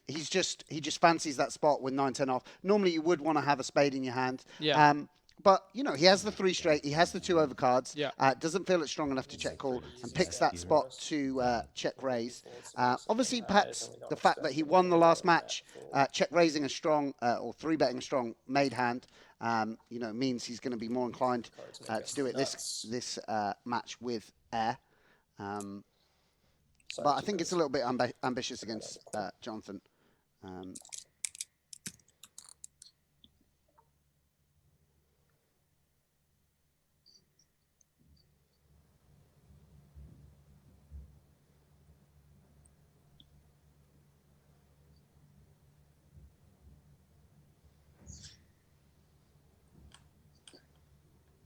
think like Queen Jack with a spade, something like that might have been better. Yeah. Something along those lines. I'm not quite sure. That might even be too strong to turn into a bluff. Queen Jack with a spade. 9-10. Just check call. 9-10 with a spade. Yeah. In I mean, it's a good hand to do with, but with a sets. spade, obviously, makes it a bit better. Thiago might make it around 7,800 here. Sorry, I like predicting that. 78.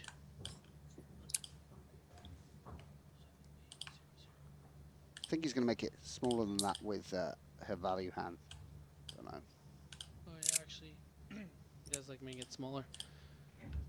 Yeah, he did it 1,500 to 4,800 with air, so probably he's going to be more like 6,800 here, 69. I don't know why I'm talking about this. I'm kind of bored waiting for him. So, what's it gonna be? Caiu conexão. Caiu a conexão. And we've spoken about the class of Jonathan Jaffe, but Thiago Nishijima actually in commanding position. His internet's okay. I don't really know what a 2-minute tank versus an open would be. Actually in good position to make it 2 games to 1 here. Yeah. Would be an amazing turnaround.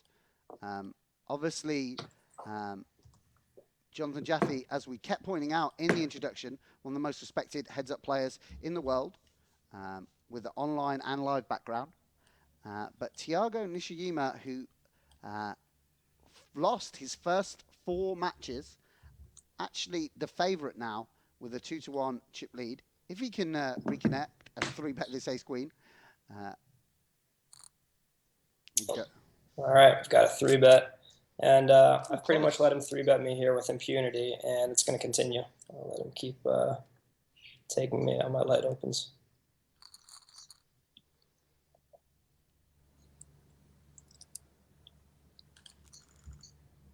Oh, Thiago accidentally sitting out there. Oh, man, he's sitting out. Wait. Damn. Let's see.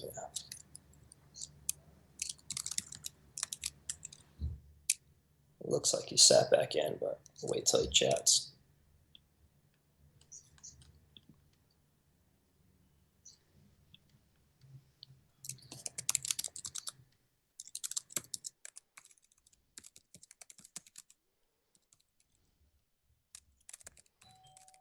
Obviously, what we expect sportsmanship from these GPL competitors. Definitely in Elke's 90%.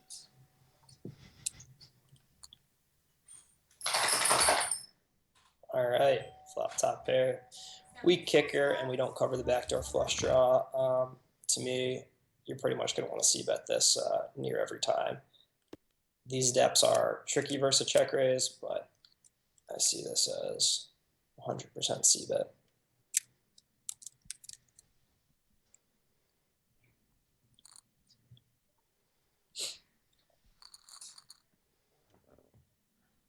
Just to remind you guys, joining us late, This is the first contest of the day.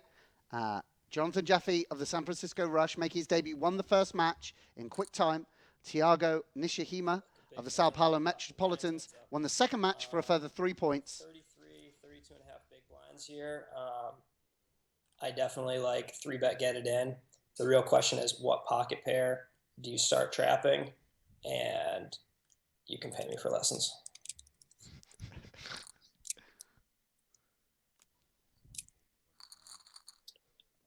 He did exactly the same in the second match when the blinds, when he gets like 30 blinds. Such value for those looking to improve their heads-up game. Coming to a 1-2 cash game near you. Smash him in with a 3-bet game. Perfect 3x. I love his sizing here at these depths. Good play, Thiago.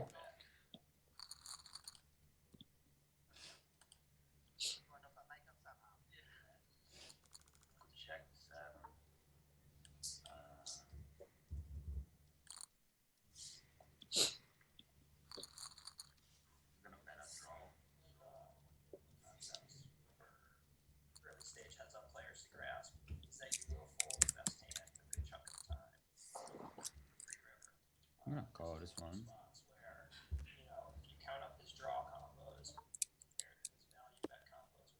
So we got a bricky flush draw. I'm going to check back. It's generally a C-bet. Some people C-bet this 100%.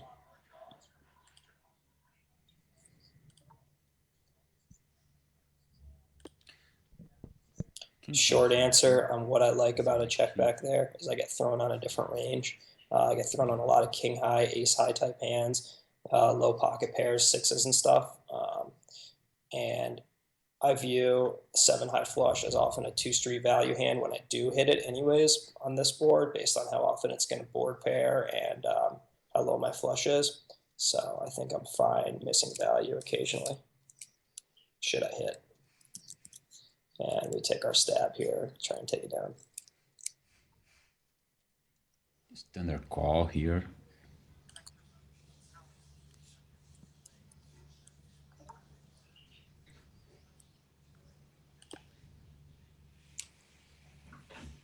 It's definitely a bluffable river. I'm viewing it as a check back. You know, he doesn't expect us. Checking back at 10 on the flop is perfectly normal. However, even though I would bet it on this king turn, I have a feeling he would check it. And, you know, generally you want to not project yourself on your opponent so much as figure out how they've been approaching the game. So I think he's still capable. A lot of king high calls on the, a pair of king calls on the river here. And an ace would be pretty similar. Both flush draws brick. I'm going to let this one go. Correctly assessed by Iftari. What is Iftari? Is that? It sounds like, is that some sort of devil? I mean, we don't know. I mean, Thiago might have folded ace high on the river had he gone for it. So, you know, he worked through Thiago's range. Right there between defend and fold. Honestly, I'm not sure. Versus him, his frequencies. He's got a limp game, a little bit of one at least. I think this is as close as it gets. 6-9 off. I'm definitely defending. If I feel I have a lower ROI, I'm defending this as well. Not this one.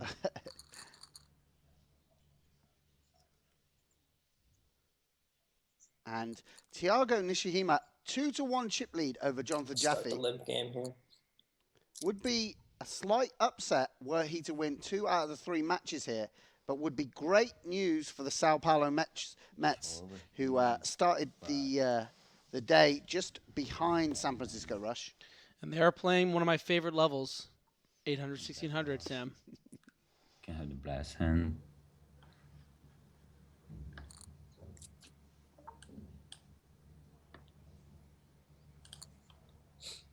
Quick view of the guns, the Iftari guns there. Yep. Not a good turn though, but I think he's gonna see bet all the hands.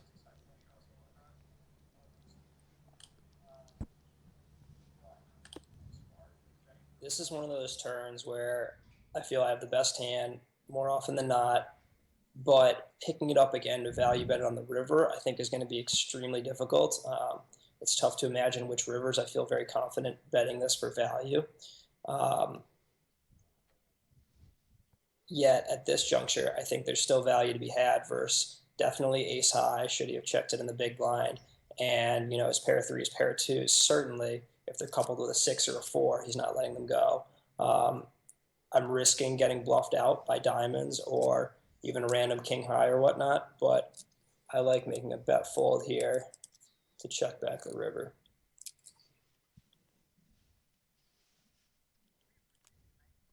And Thiago does Yeah, release the king high. perfectly happy with a fold.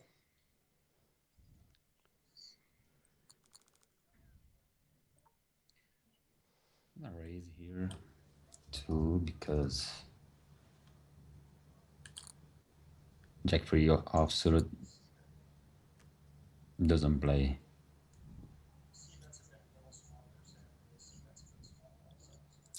And we're just going to make a really exploitative lead here. This is not valuable enough to check call, but we do have a little bit of equity here. With the backdoor flush draw, queen is a nice card. We'll definitely see how things proceed. You know, if he calls, I don't have a definite plan on the turn here. I think it's okay. But I think this has a high enough success rate. Really, I need him to be folding king 4 and worse for this to work. And I need, you know, I don't expect anything like a jack 9 to fold, but I need to be getting some folds out of like maybe queen 9. Otherwise, I think this is a negative play.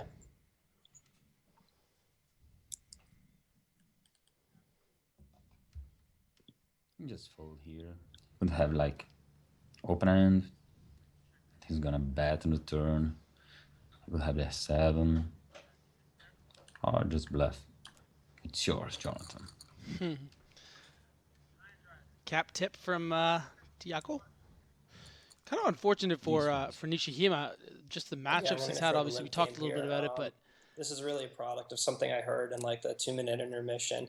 He said easy shove and didn't appear to think when reshoving 8-7 of diamonds for 20 big blinds, which no doubt it's positive, but I hear the word easy interchanged for plus EV, and it kind of sends off alarm bells to me. It says that anything that's plus EV, you might possibly be reshoving. So if that's the case, I really need to play a heavy limp game to get into a lot of these hands from the button.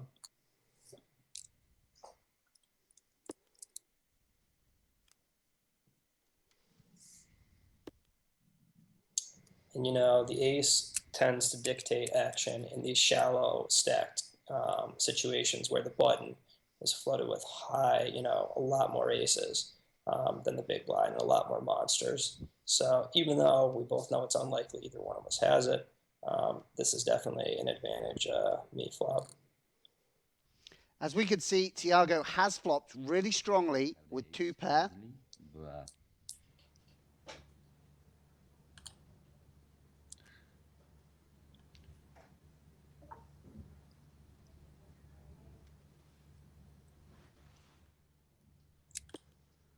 Frustrating turn for Thiago.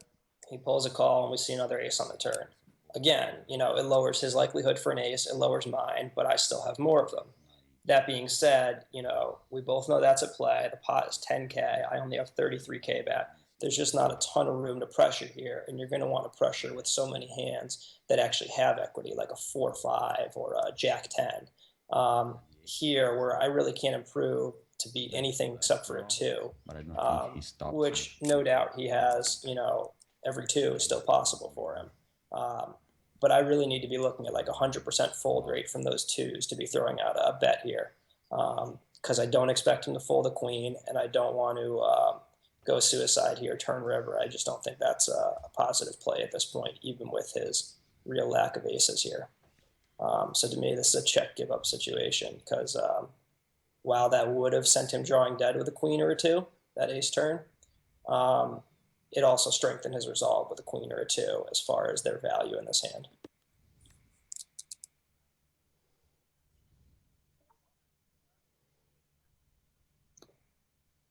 Pretty crazy run out. Interesting to see what Thiago does with this hand. Obviously, we know if he bets, Jonathan's not calling, but it's actually a really interesting decision with the flush coming in as well. Queen. So this river really turns the board on its head. What are his bluffs to start? It would be, a lot of them involve a 10. They're going to be a gutter here. It's a jack 10, a king jack, a king 10. That said, his philosophy, I'm not seeing him flooded with king jack here. I would expect him to have pressured that possibly with a shove pre. King 10, additionally, very likely shoves the limp. So jack 10 is really, that, and his 4-5, 3-4, generally with hearts, are his main bluffs here. So you add that up against if he starts value betting at at an ace, it gets kind of close with 10 high, except for the fact that jack 10 still beats us, and that's a chunk of the bluffs. It's really just 3-4 and 4-5. So pretty easy muck here. I would love to know at this point how light he's value betting. I would be shocked if he bet a queen. I think that would be a real mistake, but I wonder what ace, if he has an ace or flush. Or a deuce. Yeah, Jonathan seemed to think jack 10 beat him, but maybe he didn't notice the board pair as well as the flush. Yeah, I don't think he did notice. While I vomit words out of my mouth, the blinds are up again. Bottom pair, backdoor straight draw.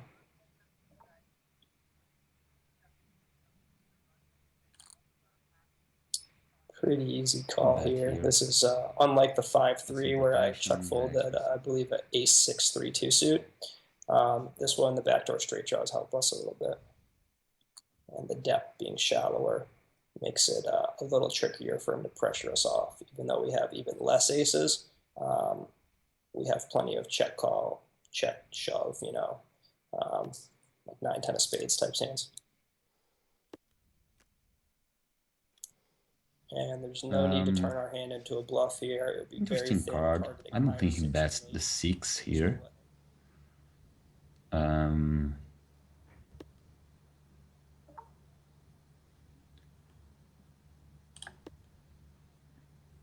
Yeah.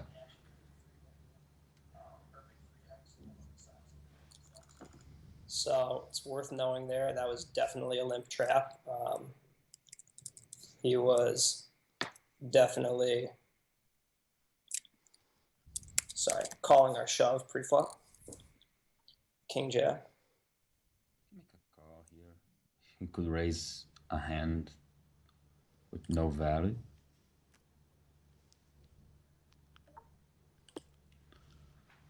This is a gem flop. I would always c-bet this somewhere in the mid to high threes, 3,600-ish. I'm trying to think if there's a better route to go against Thiago here. I wish I had more information. I really haven't dissected him all that well. I'm going to put out just a little bit smaller bet. In a deep game, I would. Yeah. The allure of the jack of diamonds, giving Gonna Thiago fold pause, but does get away from his hand. It's weird, but.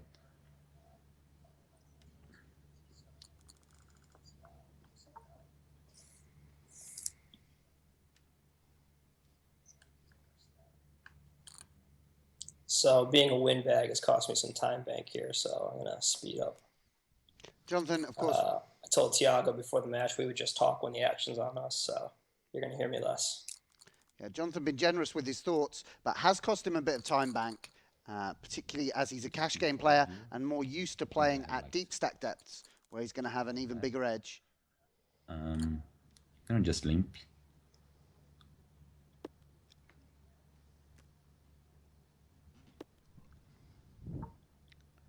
Both players whiffing the board. I think he's creative to check raise here, so I'm gonna bet like 3,000. I think if I bet like half a pot, he can create a lot here.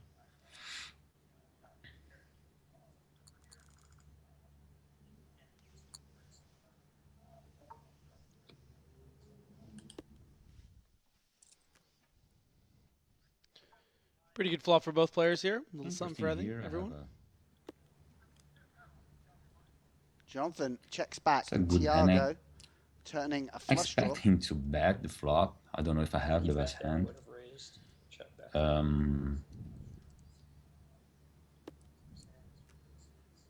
Wow.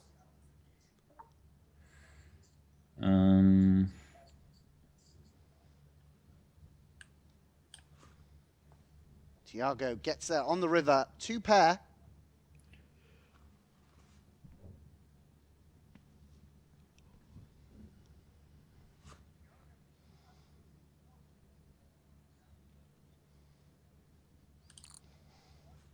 This is a tough situation where I've basically represented ace high, which is not too different from my hand here. This would be a pretty wild value bet with worse than what I have. I'm still going to call this out. I just don't know enough about his bluff game to not call this.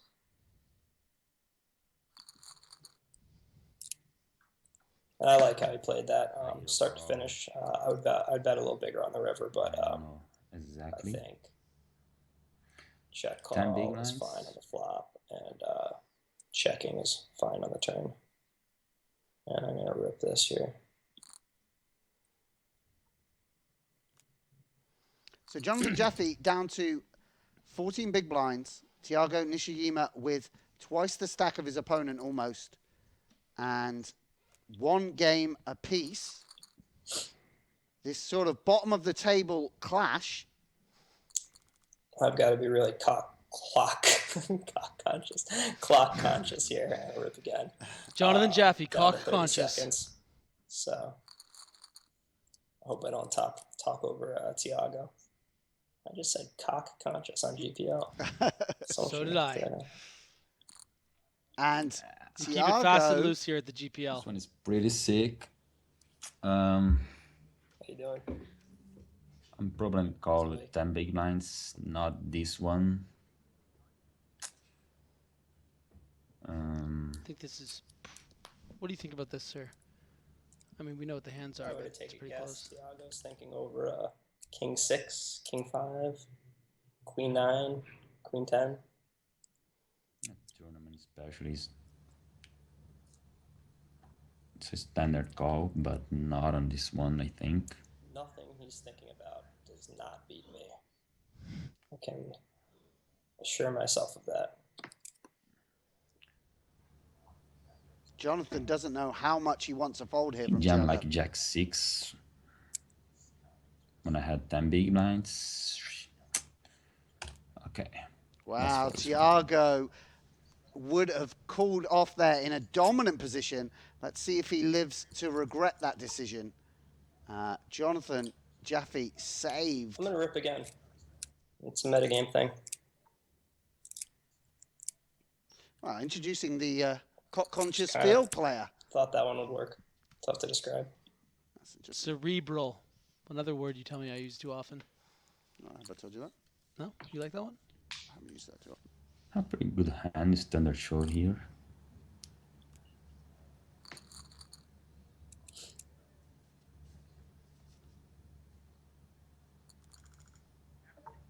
And this is going to be interesting.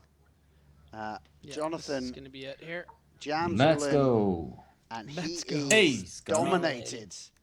Huge moment here for Thiago Ace of Nishijima hearts. with the opportunity to go a great turn card, Good one. go 2-1 victor against Jonathan Jaffe of the San Francisco Rush. Good game, Thiago. All right, I had fun. See you all whenever they take me off the bench again. 6 points for the Sao Paulo Metropolitans. Vamos! Congratulations to Thiago Nishijima of the Sao Paulo Mets. A huge 6 points, starting his GPL season 0-4, winning those last two matches. Great swing for the Brazilians, and they're probably going crazy on the chat right now. Yeah, really good stuff from Thiago. Must have been so demoralizing, as you said, to have that record 4-0. Real pressure on him, but came back 2 victories, 6 important points. Yeah, Jonathan Jaffe certainly was the star of the broadcast. Obviously talking much more than Thiago. The breakdown of the hands, talking, so many great, I guess, sort of one-liners from Jonathan. I think he's going to be a great character on the GPL, and he's going to have a lot of great success. One of the best wild card selections, in my humble opinion. I mean, him and Trickett, especially. There's a lot of. I mean, Aaron Paul of the LA Sunset, but he's definitely a really strong wild card selection. Yeah, of course. Jonathan Jaffe, a class player. We knew that coming into the match, and we know that exiting the match. The problem is, of course, for San Francisco Rush, it's all well and good having a great lineup on paper. You need to turn that into points. Obviously, variance and luck is a huge part of poker, but there's no let-off at the end of the season. It's points on the board that count, whether you're going to get into the playoffs or not. Yeah, the Rushes, I really feel, is one of those teams that they're going to have a 6-match sort of match where one of their players just does a full sweeping, it's 14 points. Like I would definitely imagine seeing that from someone like a Tony Greger or but Jonathan they may Jaffe. be 20 points behind by that point. Yeah, exactly. So it's certainly going to be disappointing and frustrating for the rest of his teammates and for the San Francisco Rush fans. So Brazil, of course, getting a little momentum here. I think the lounge is just about ready for us. I think Eric Denis, he put on a tie today, especially for us. So really, we should be over in the lounge as often as possible, to get the money shot of the great man himself. Yeah, and Laura has just looked stunning today, too. Yeah, but that's beautiful. Expected, but Eric Denis it goes without saying. Stepping up to the plate. All right, I think we're going to head to the lounge. This is the Global Poker League, and this is Laura and Eric with an interview with Thiago. Well, thank you very much, boys. Thiago Nishijima taking 6 points for the Sao Paulo Mets. Are you there, Thiago? Hello, guys. Vamos! Vamos! Finally, we were worried because you had a clean sweep against you 3-0 last time against Pascal and Francois. So we're really happy that you managed to pick up some points this time. Yeah, that was awesome. I lost the first match. When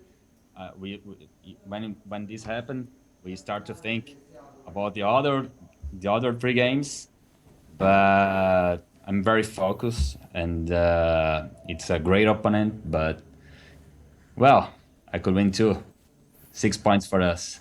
Thiago, talk to us about Jonathan Jaffe being one of the top heads-up players in the game.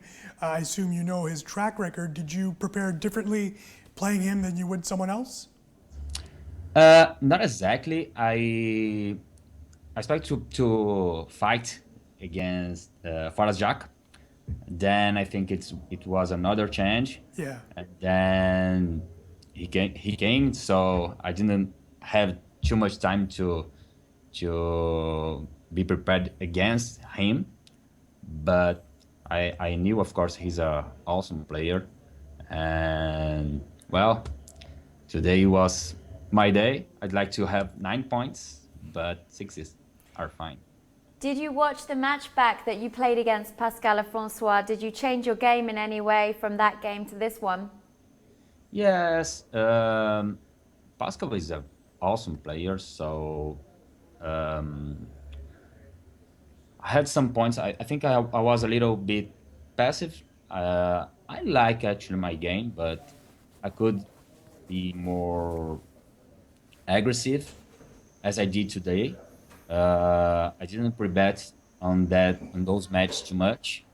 Now I pre-bet light a lot, and it worked. The last game you played against Pascal, there was rumors that you were actually on your honeymoon. Can you confirm those rumors? Yes, I was in honeymoon. I don't think this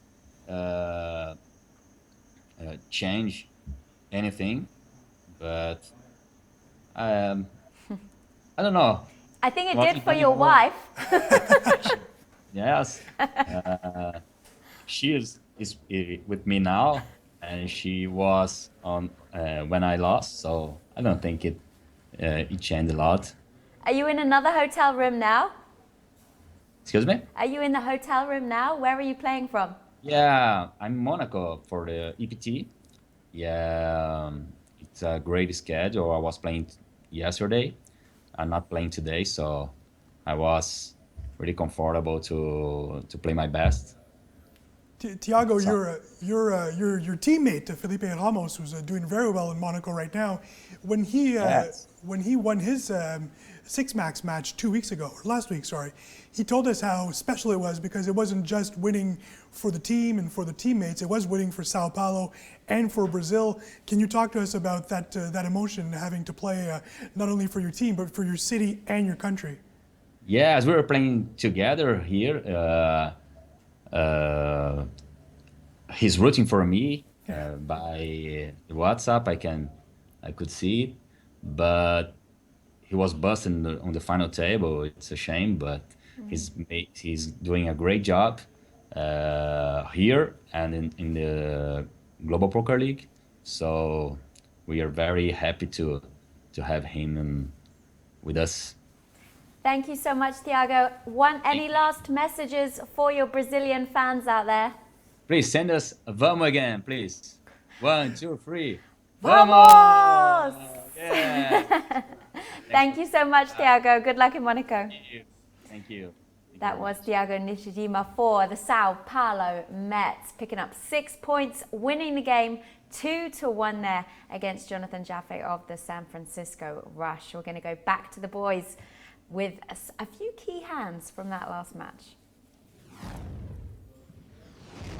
I love the back to the boys thing. I feel like we're like the Lost Boys and she's Wendy or something like that. It's great. I'm Griffin Benger. This is Sam Grafton. That was Thiago Nishijima against Jonathan Jaffe, the Sao Paulo Metropolitan representative, taking those last 2 matches. But the star of the show was the commentary and the play of Jonathan Jaffe, and a particularly interesting hand with the king at offsuit. Let's just jump right into it. Yeah, let's take a look. Any second now. So Jonathan Jaffe, throughout the match, was opening a high percentage of buttons. Obviously, such a confident heads-up player. Yeah, this is obviously, deciding to play his button. Pretty standard here with the 5-7 off. This was interesting because he did a breakdown, I guess, on the button before he was talking so much over the course of the match, explaining why he was doing sizing, explaining stuff from the previous hands. That really affected his time bank, and he was noticing that towards the end of the third match, only having a minute and a half left. A lot of you are familiar with the hot seat in that case. The flop 2-2-2. What is everything about this flop is pretty standard, yeah? Well, Jonathan has the stronger range on this board. Thiago's going to 3-bet his strongest overpairs, his strongest ace highs, and they both have a pretty equal distribution of deuces. In fact, Jonathan is going to open slightly more deuce X than Thiago is going to defend. So everything about this board favors Jonathan. That's why he can continuation bet with such a weak holding, and then boom, on the turn, he actually turns the goods, turning a full house. As he did describe, on occasions, he is beat here on the turn. Thiago can, on occasion, slow play aces and have, obviously, plenty of deuce X. But as Jonathan said, you can't always be afraid of worst case scenario and bet the turn for value. The question is, should Thiago be calling with the king high here on the turn? Because this board, is so dry and Jonathan has a range of advantages, he does have to defend with certainly some ace high and all pairs, but king high already a little bit loose on the turn, although I don't mind it so much. What do you think? Yeah, I mean, it's all about that sort of, he knows that I know that he knows that I know sort of thing with Thiago here. You even saw him kind of shrug when he saw that big bet. And the thing is that Jaffe knows that when he is floating that flop, a lot of the time he has decent king highs. He has an ace high. He has something like, queen jack. And so because he knows that Jonathan knows that, it feels like, you're putting yourself in such a guessing game situation by deciding to call the turn here. Yeah, well, I like calling the turn, but on the river, you have to, it comes down to ranges now. Okay. What worse hand does Thiago get to the river with than king 8 high? He does call the flop with all his ace 5, probably some king 5. He has some pairs he calls pre-flop, and of course he has all those deuces. So maybe you need to start calling with some ace highs as well, but this is really the stone bottom of his range, getting to the river. Jonathan has plenty of quads.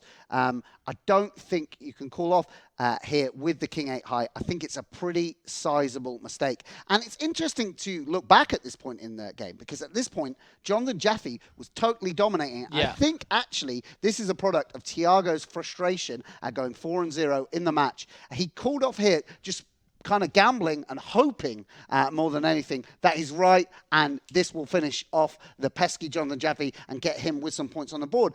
Things obviously hugely turning around for Thiago after this point. But as you can see here, Jonathan, once the time bank starts going, really, really confident, knows that obviously he does have the best hand. Thiago not slow rolling with a deuce or a hand better than 5x on the river. And Thiago weighed it up and eventually called with the king high. And it looked at that point as if Jonathan Jaffe was going to secure a second win, you know, and everything was going his way up until then. Shows how quickly it can change, particularly with these fast heads-up structures. Yeah, it's definitely a reflection of just how much things can change. I mean, Thiago at that point, that is the lowest he has been in the GPL, 0-4, making an incorrect king-high call on the river against an extremely talented opponent, being down to 10 big blinds, and then suddenly, boom, next hand, ace-king. Gets almost outflopped by Jack 6 suited. It comes ace 6 brick, 2 spades, fades the spades in the Jack 6. Suddenly he's back in the match, able to take that game, comes into the third game. Again, Jonathan playing extremely well. A couple things went Thiago's way, secures 6 points for the Mets, and that's what makes this, you know, very exciting at times, is that anyone can win, and that's why, you know, players like Aaron Paul can even be in this league, because poker is one of those things where you can compete against the best players and take some points from them, and it just makes for great television. Yeah, of course. I mean, one of the unforgiving things about the heads-up format is the pressure's really on you. There's nowhere to hide. You're in literally every single hand, and you could sometimes see frustration manifesting itself in different ways. Yesterday, even someone as experienced as Vanessa Selps, I think, getting a little bit frustrated, wanting to get the match over and done with, making some very light rejams and flop shoves, making some pretty big errors. And there, again, we saw Thiago getting a little bit frustrated and making a very, very optimistic call. So important to keep your cool, work through your ranges, and make the correct, you know, cool down frequencies, get your cool down frequencies correct. So, you know, in the end, it did work out for Thiago, though, and great news that for the Sao Paulo Metropolitans. Speaking of the Sao Paulo Metropolitans, let's see how all of that affects things going forward for them. A big 6 points for them. Let's throw to the lounge where Eric and Laura are waiting for us. Indeed we are. So coming into today, the Sao Paulo Metropolitans were right at the bottom of the table. Yeah, bottom of the table, and San Francisco is right just a few points ahead of them in fifth. Both teams now move up in the standings and would be in the playoffs if they started today. Obviously, this is only one of 3 games, so we should see some more movement later on today. But hey, great, you know, big points for Sao Paulo. Finally not in the bottom of the league, and they won't be no matter what happens in these next 2 matches, so good on them. Look Sao how Paulo far now. they've gone. Yeah, again, Laura, we keep on talking about it, but the difference between first and last is really getting even crazier. Only 6 points at the moment. Between first and last is insane right now. Yeah, so we'll have to see what happens next. Obviously, San Fran there with the same number of points as LA. So if Busquets can just win one of those matches, they would move ahead of San Fran. But we'll have to see what happens in these games. It's going to be some really exciting action. Montreal, Vegas. We're going to see here maybe a switch in the rankings. Montreal could easily be at the bottom of the table or close to the bottom of the table at the end of this night. So that's intriguing. And then, of course, New York and LA. The Sunset need points, and it's funny because the guy that gives them all the points is playing today, but it's just been the Busquets show. But other players have just not gotten those points for them. So Olivier Busquets, thank goodness he's on that team, because were it not for him, they could be actually at the bottom. Well, I believe Fedor Holz may be playing the Six Max event next week. He's another player, like superstar, but not been able to get that many points for LA so far. Yeah, definitely not satisfied with the way things have gone. Himself, of course, that's what he said. He's mentioned that he thought he played well, but obviously, as someone of the quality of Fedor knows, you can play as well as you want, but if you don't rack up those points, it's going to come and cost you. It's still early in the season, but we're starting to see teams separate themselves from the pack, and that makes it very interesting. I think that's the biggest jump that we've seen, though, isn't it? Moving from 6th to 3rd, like sure, that? yeah, but most likely the first week is obviously you can't count that first week because not enough games played. But yeah, absolutely, it's a great effort. 9 points would have been even more spectacular for those rankings, but I think Sao Paulo will be very, very satisfied with getting 6 points from the San Francisco Rush player and Jonathan Jaffe. Interesting to note as well, 3 teams now: San Francisco, LA, and Las Vegas, all tying on 37 points right now. Yeah. Obviously, San Francisco have played their game. The other 2 still have a game to go, so that probably will change. Yeah, well, at least for one of would them, assume yeah. at least one of those teams will win at least one game. Maybe not. Maybe it'll be the big shutouts. We'll have to see what happens there. But yeah, we keep on talking about it, but it's so tight in those standings. It'll be really interesting to see how the rest of the day plays out. Well, let's take a look at what is coming up next. It is a matchup everyone has been waiting for. Olivier Bousquet, fresh from the Six Max win on Tuesday and his MMA win last week. He will be fighting at the felt. Fighting on the felt. Tom Marchese. It's coming up at 3:30, I think. That's right. Eastern time, 9:30 Central European time. So yeah, that should be a good one, shouldn't it? It's going to be a great match. I think two highly skilled players, obviously Bousquet being one of the world's top heads-up players, but he's got some big competition today, so it's going to be very difficult for him to pull it off. And to be honest, I mean, we keep on talking about how great Bousquet has been. At one point, it's not going to go so well for him in one of these matches, and LA needs the points, so something's going to have to happen soon because someone else is going to have to get some points over there. I know. Right. Well, we will be back very shortly. Don't go anywhere because we will be back for that big Bousquet and Marchese matchup. It's coming in around 30 minutes time, so do join us back here then.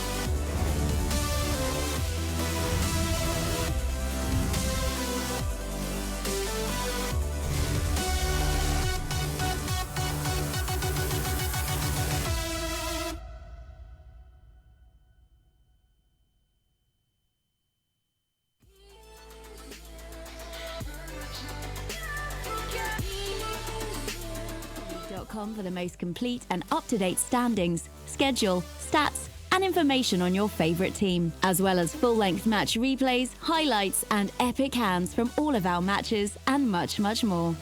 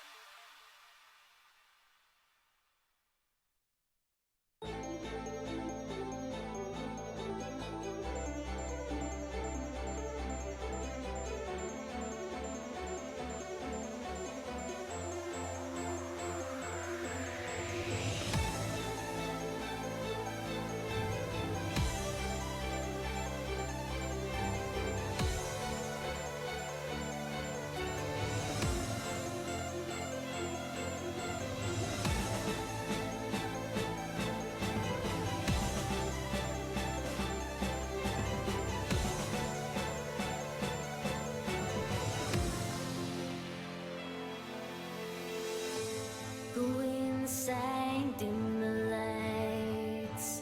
Another early night as the caffeine inside our mind dies. And I hope that we'll survive.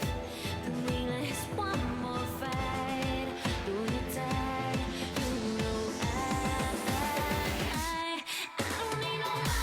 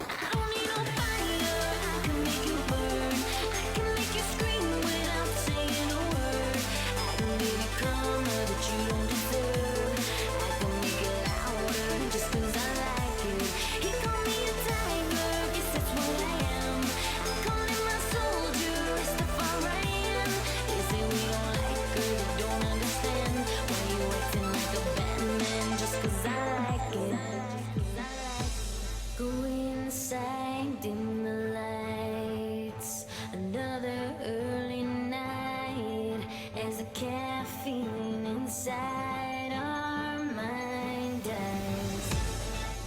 And I hope that we'll survive. But we last one more fight. Though you're tired, you know I don't need nobody.